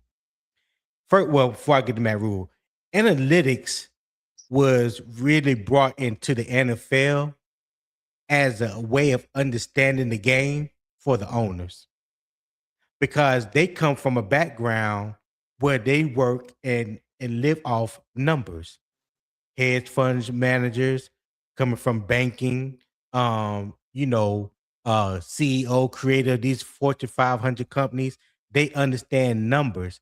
So analytics kind of worked its way into the NFL, and now it has like taken off and became a thing. Then you see the sportscasters on ESPN and stuff like that. People that you probably would have never seen, but because they can talk analytics and data and stuff like that, now that has created a space for them to get involved. Where I think the mix up a lot of time happen is they rely too much on analytics. They don't look at it or treat analytics for what it's worth, for what it is. It's just another source of information, not nothing that you should hang your hat on. Going back to what we were just talking about, the play calling. Yeah, Eric, whatever his name is, can come to the coach and say, yeah, on fourth and down, the analytics say we should go for it. That don't mean you got to go for it. And I think that was one of Matt Rule's downfall. He relied too much on the analytics. Analytics is just another tool, just another source of information for you to look at and add to the other bit of information that you have. But I still think the final decision should come down to the feel of the game, and that is on the responsibility of the head coach. Go ahead, Tico. Yeah, exactly. So I wanted to keep getting back to the numbers and the mathematics of it. It's like when it comes down to it, and you're calling plays, the analytics. Damn, I just lost my chain of thought. But the analytics and the human element is almost like you said, it can't be the end all be all. And why would you want to broaden the spectrum when you can narrow it down and come closer to what the real number is off of the um the scouting report? Now, when you're Right, talking about all 32 teams over, and some analytics are over the course of years, like, you know what I'm saying? Not all of them are not in game at that time. Some of them um, are compiled from through the seasons. But your scouting report tells you what this team does, what this team is good at, the numbers that this team does, the probability of this team and what they run on first and second down, what they run out of trips, what they run out of spread, what they run on, the percentage of what they run on second and seven, second and long, second and short. Like that scouting report breaks it down to the motherfucker. I'm talking about it analyzes, circumcise, break it down. So right, I would rather hone in more to the actual scouting report of the team that I'm about to play versus it being all 31 teams. So I yeah, feel like, and I feel that may you. be what they're doing as well. They may be compiling, the macro data with the micro, and breaking it Yeah, down and coming to, we never know. But that would be right, the smartest way to do it, is to break it right, down to the team that you're playing and their tendency. right. Hey, before we move on to number 4, hey, if you are enjoying the content this morning, the conversation, the debate, enjoying the vibe, hey, please show love to the PayPal, or you can send a what's the thing that they got? What you I forgot just that damn quick. Um Super chat. Yeah, that's what I'm trying to say. You can send a super chat, or the link is pinned at the bottom or the top. I don't know which one it is. For the PayPal link, show love. The goal for the day is just $25. So it help me reach that goal. I would greatly appreciate it. All right. We are hour and 45 minutes in. If you haven't hit that like button, make sure you hit that like button.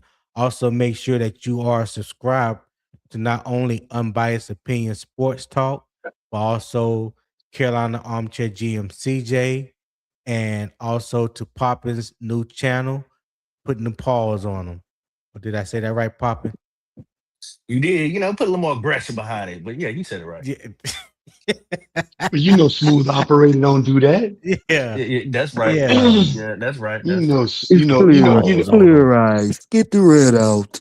yeah. You got that. He got that morning Blue radio Velvet don't do voice. that. Hey, y'all can go to hell. That's what y'all can do. Goddamn Donnie Simpson on this track. Tony, what was that guy That's a throwback. on the radio They back don't in the know about day? Donnie Simpson. Say what, Poppy? What was that guy back in the day that used to do he used to do what was the Quiet Storm? His name was Tony too.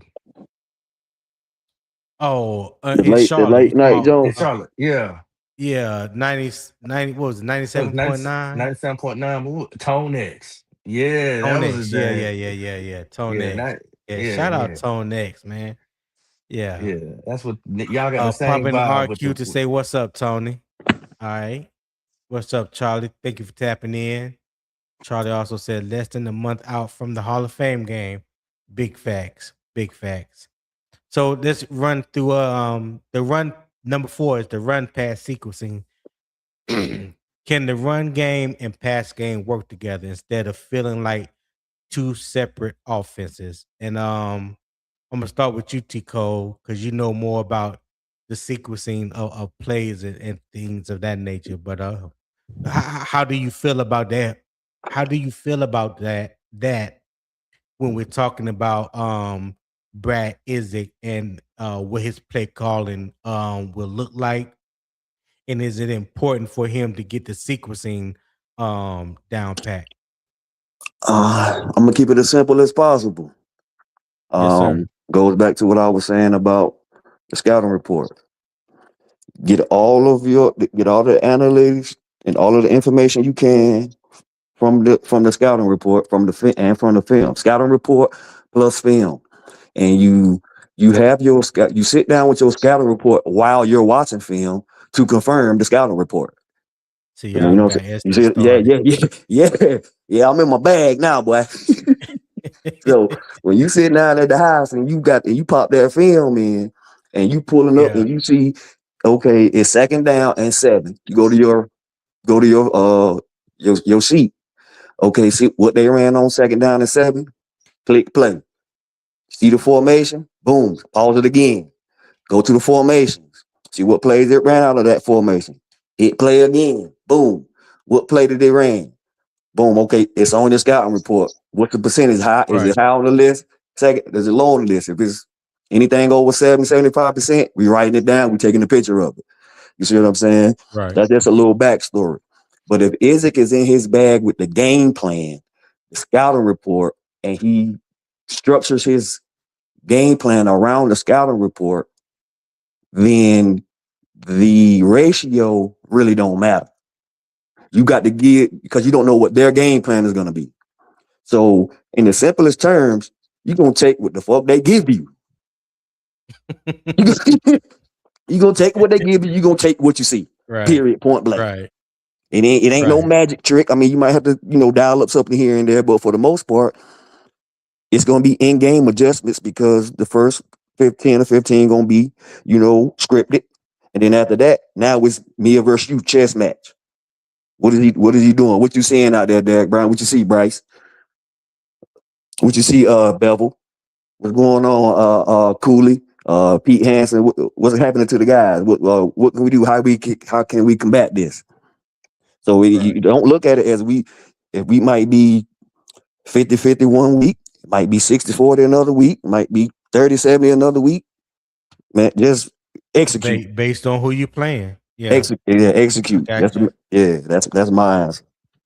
What you got, Poppy? I gotta hop off too, big dog. All right. Yeah, I'll check All right, back Hey, in we if y'all going still on. hey, we gonna be on Patreon come 10:30 All right, Eastern bet. time. All right. All right, I appreciate y'all guys. Y'all hold it down, man. Hey, appreciate you, my guy. We'll All right. holler at you. Hey, All right. I think by now, after if you ever got any siblings or cousins, you got your older cousin, your older siblings. You actually watch what they did, and you like, okay, you learn. Don't do that because you about to get you a spanking. I think Right. that if anything, since Brad Idzik has been around, he's been able to watch and see when Canales got a spanking. That being said, he should know he should not separate the two from the run game, the pass game. Don't treat them like two different offenses. It has to be a smooth Right. transition. It has to make sense what you're doing. But you also have to have confidence in what you're calling.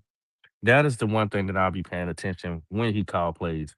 Is he going to be aggressive, or is he going to be more like passive aggressive, like Canales, things of that nature? So I think if he hasn't seen the examples of what not to do, then it can hurt him as far as his career.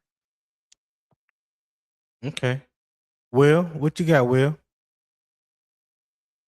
Yeah. So yes. So, sequencing actually helps to develop what it is that we're looking to do. Obviously, like, you're going to take what they give you. You're going to be able to, um, they're going to take what you give them, that you're going to take what they give you, but proper sequencing stresses them to realize that they may not have the right answer on the field. So Right. from an offensive perspective, you want to also execute what we do well. You don't always want the defense to dictate to you what is it that what is it that they want to put you in.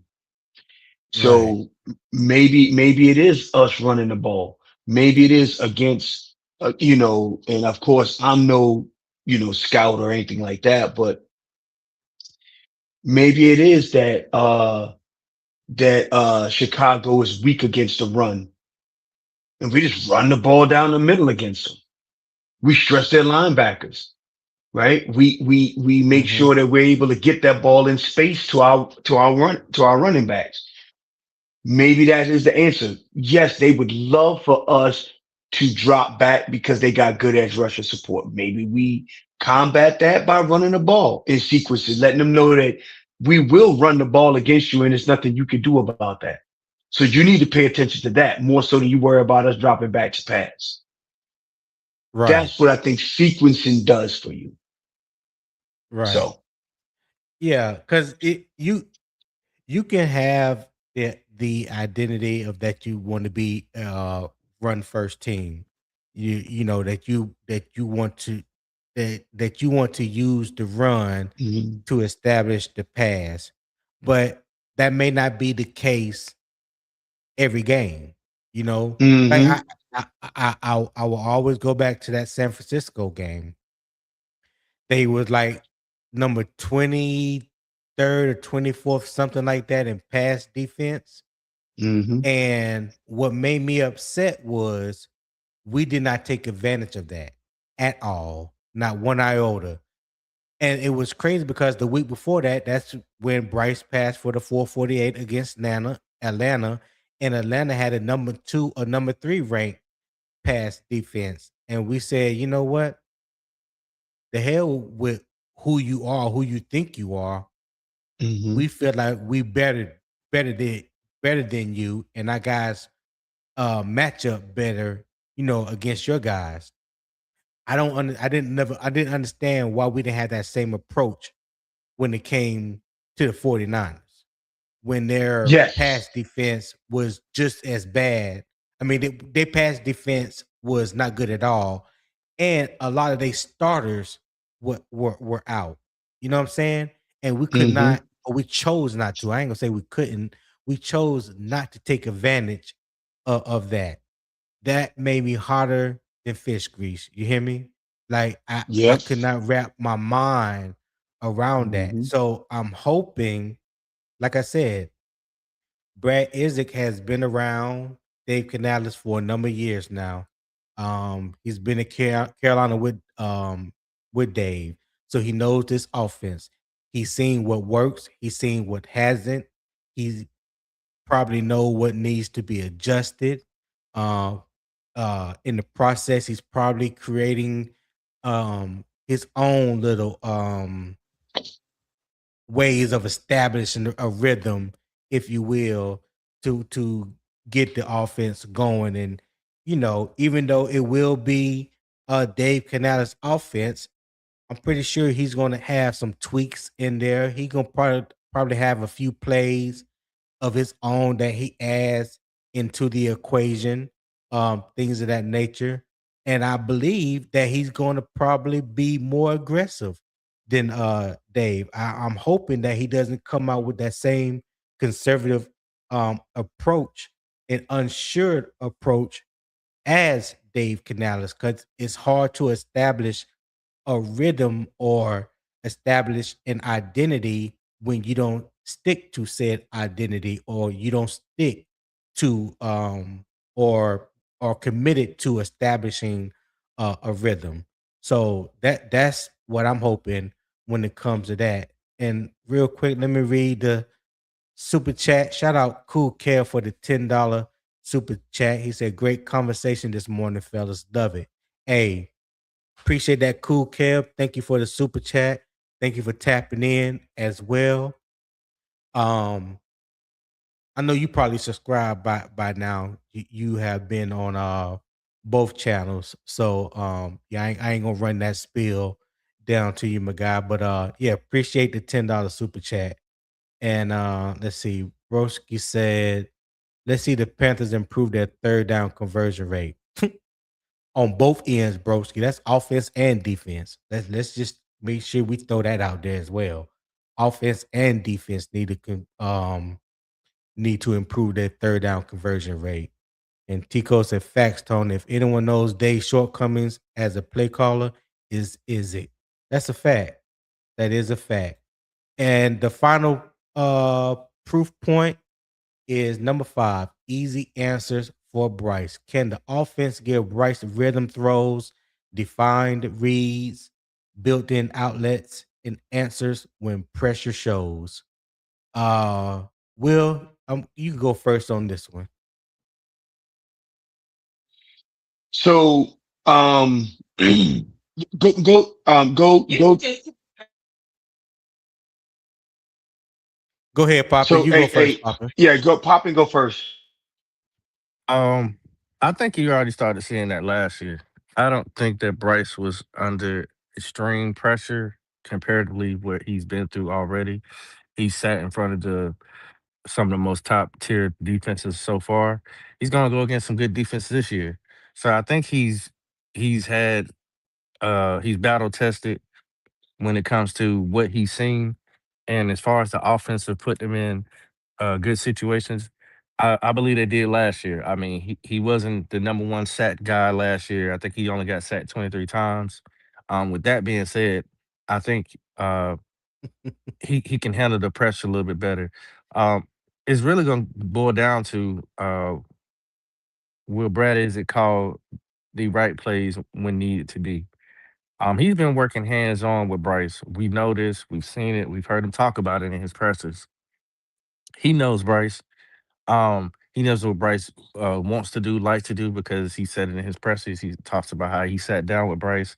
He's gone over every wide receiver, route tree, what they want, where Bryce wants the wide receivers to be.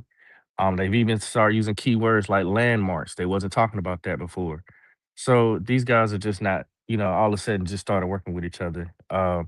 Only thing Brad Izzy has to do, even though the menu has been made Right.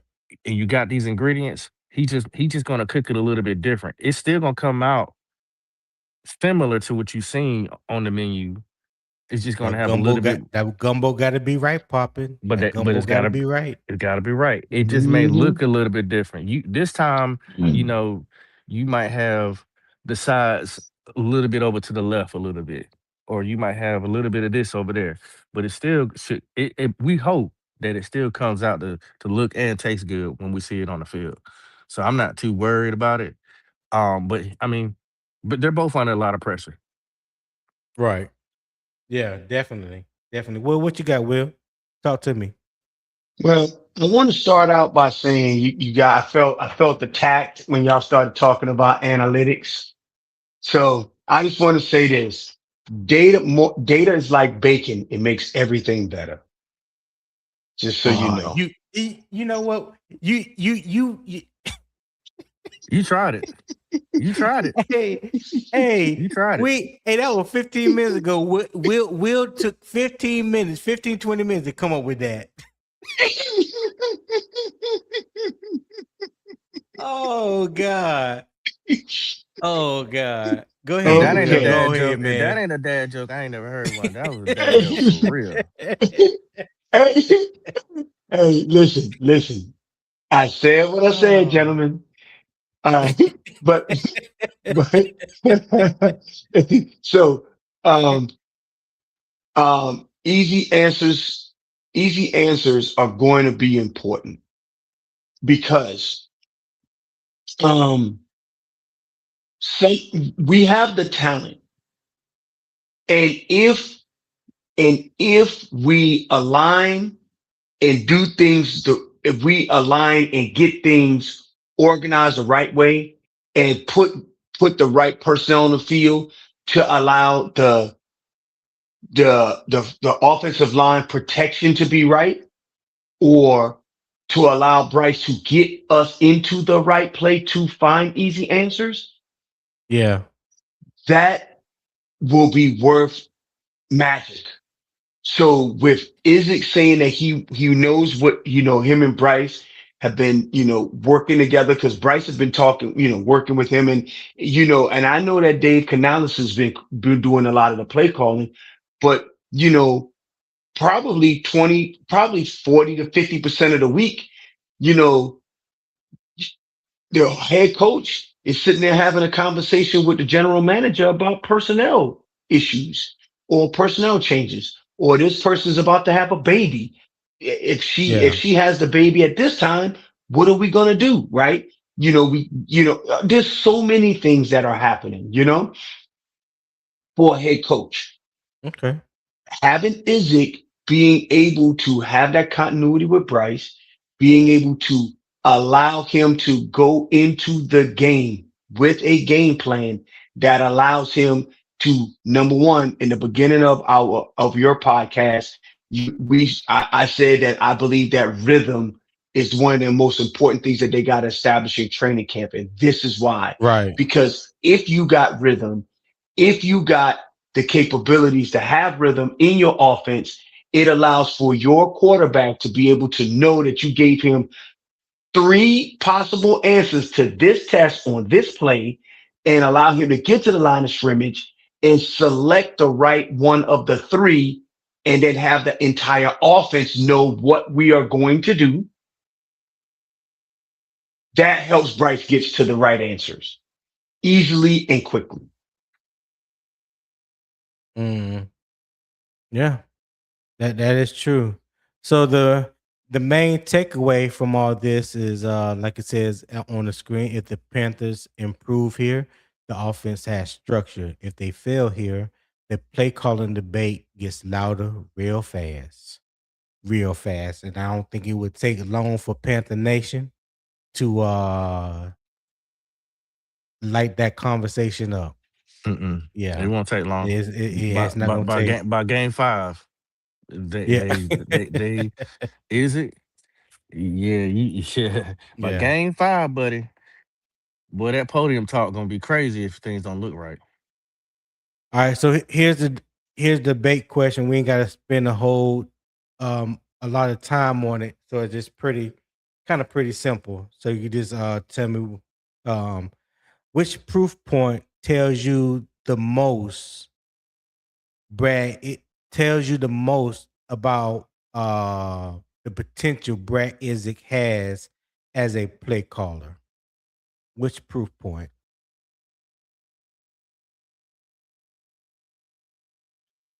Ooh, That's a hard one for me, at least. I'm just trying to shake a little honey from the Yeah. tree, Papa. I'm just trying to So shake a little honey from the tree this morning. yeah, that, I honestly can't answer that question. I Go don't ahead, know. Will. Give it TBT, a shot. TBD. mm, third down answers. So third down keeps you on the field.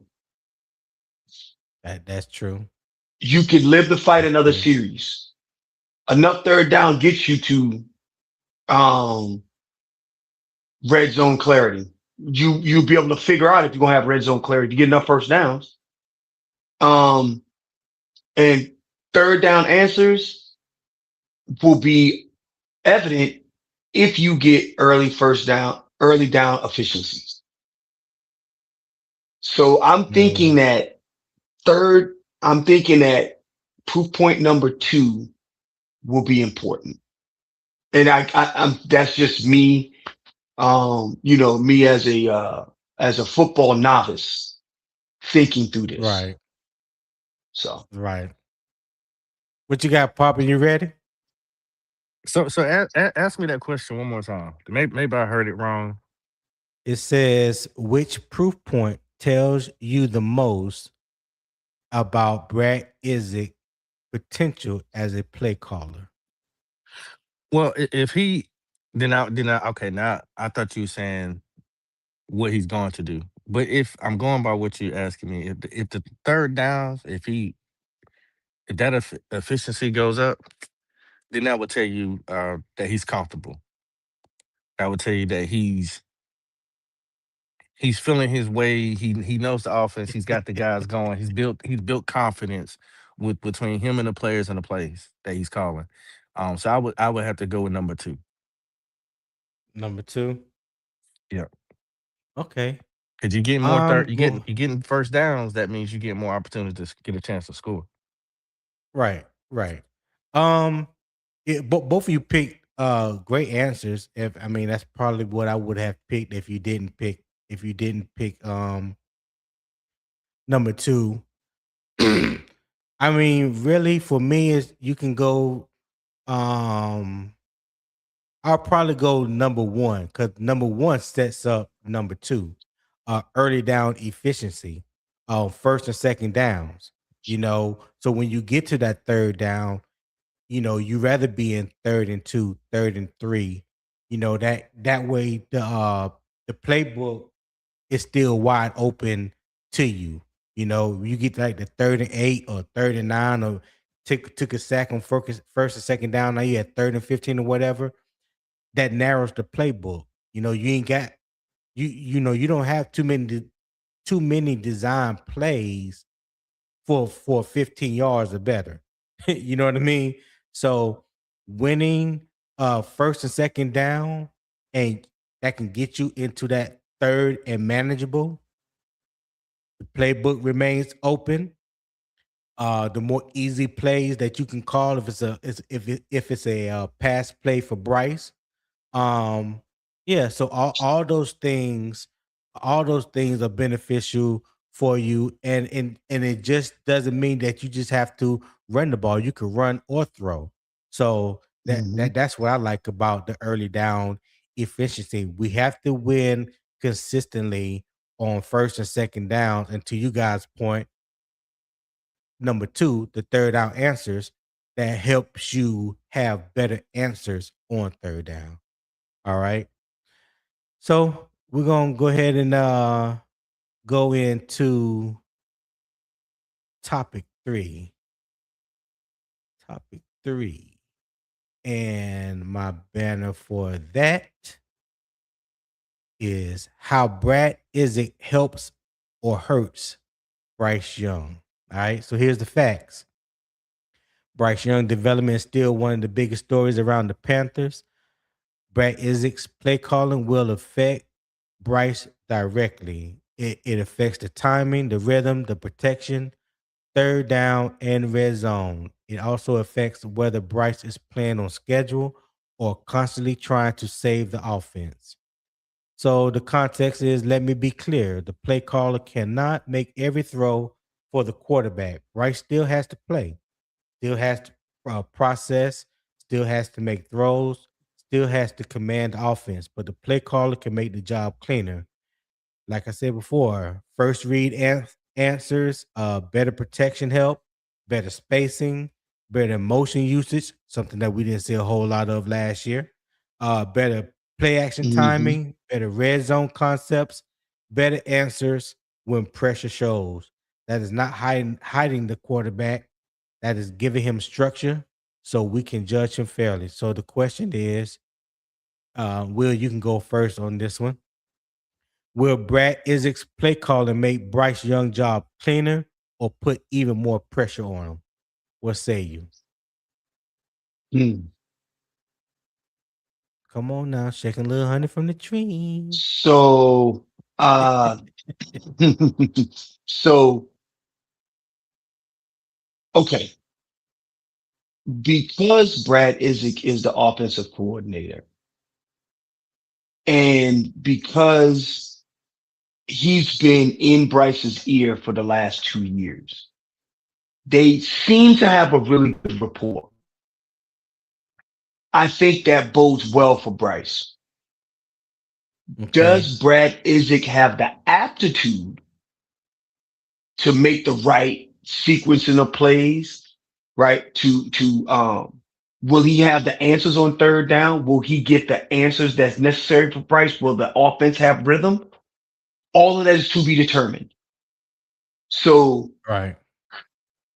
but, and this is just me. And of course, I'm wild, wild speculation here.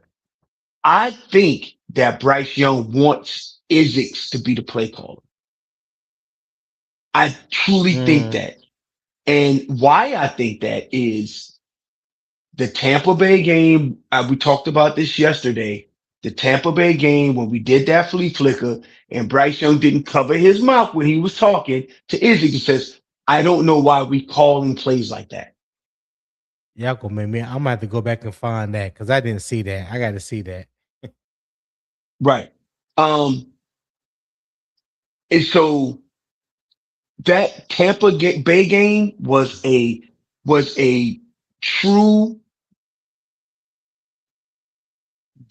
scope into the Panthers challenges.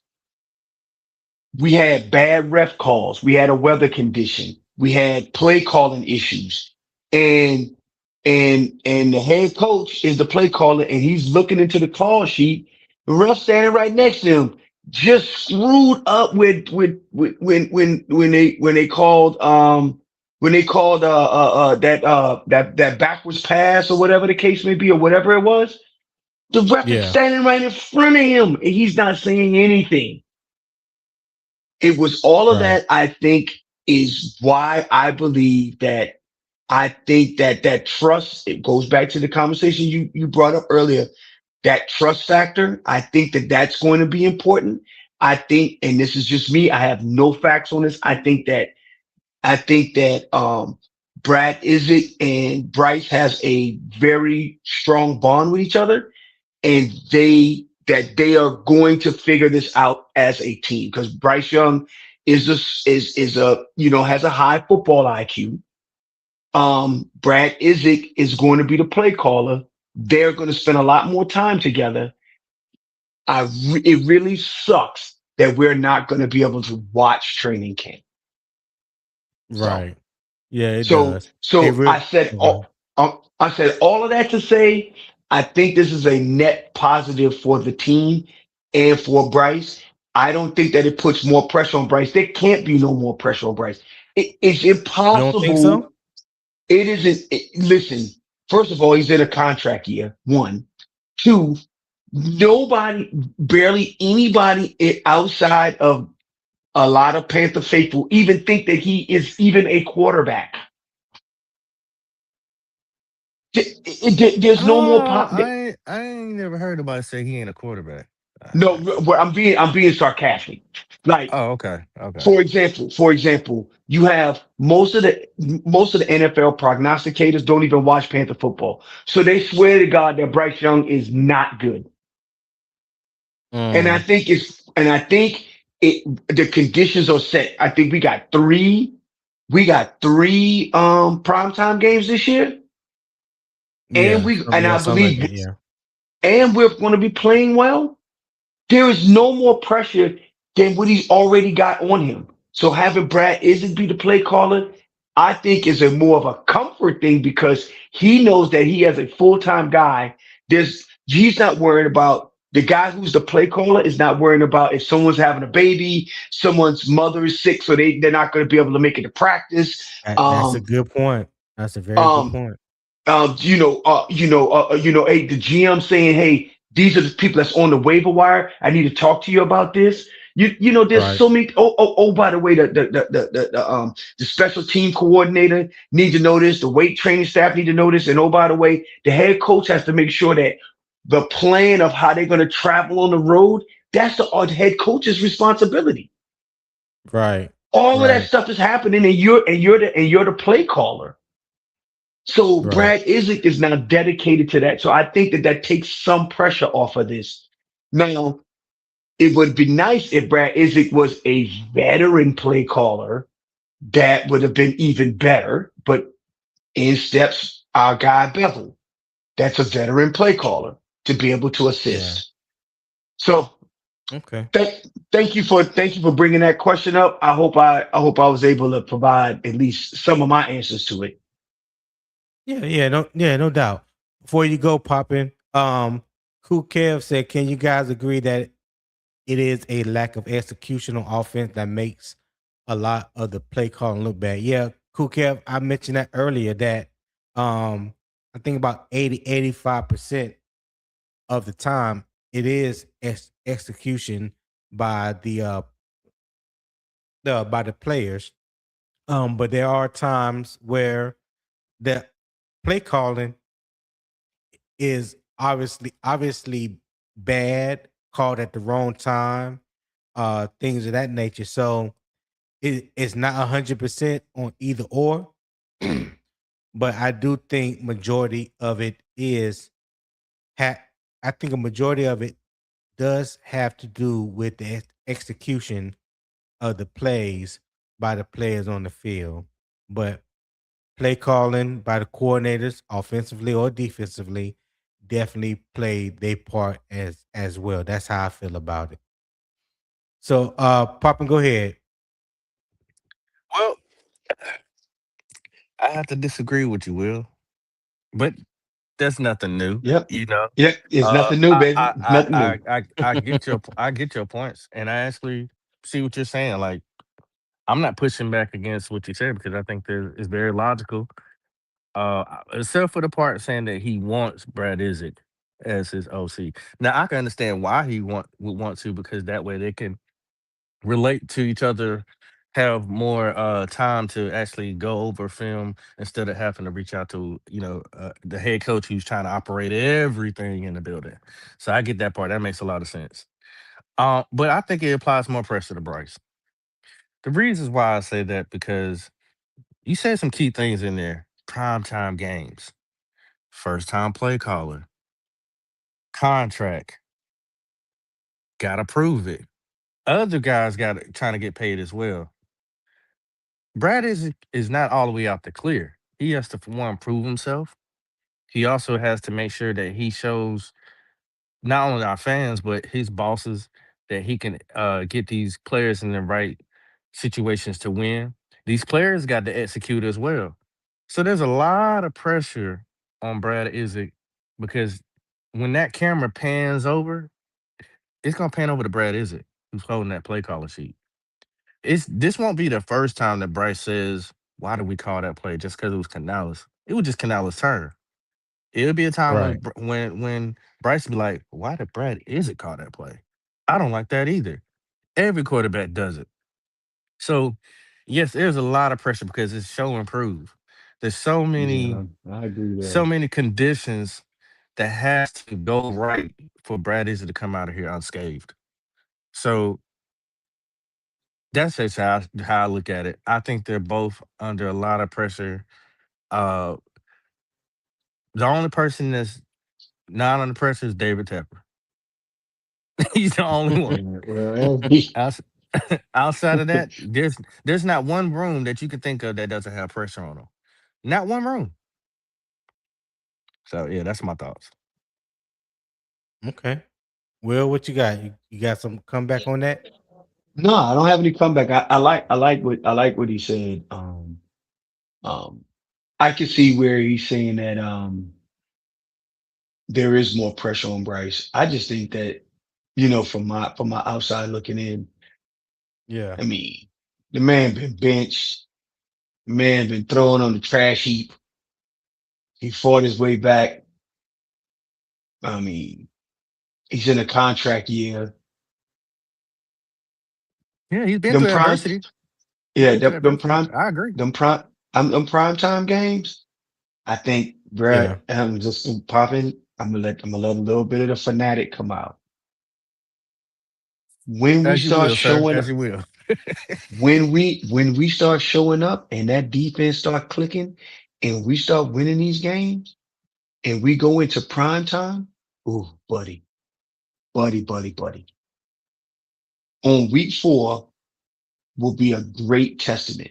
That will be everybody. That will be the 2026 Carolina Panther coming out party, week 4, Sunday Night Football against Detroit, and Brad Idzik will be on full display. And with Brad Idzik being on full display, we will be able to see fully what this is going to look like. Um, and to that, I say, I am going to be stressed out. So I can only imagine what the team will be feeling at that time and what Brad is going to be Mm, feeling at that time. Right. So When I ain't that believe pressure? that, Ain't that pressure? yeah, you're right. You're right. I just said I agree with you. Nah, Yeah, Lord, I'm just picking with you, Will. Just picking with you. agree with you. I'm just saying it is going to be incredible. You're going to be able to cut tension with a knife around that place.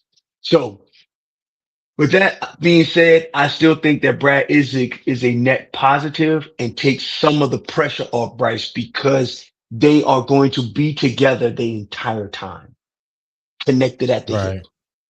Right. Right. I agree with you. Um, Let me just say this real quick. Hey, we are almost 2.5 hours into the live. If you're enjoying the content today, enjoying the conversation, enjoying the debate and the vibe that we are created for you this morning, show love by supporting the channel. Just put the link in the chat for the PayPal.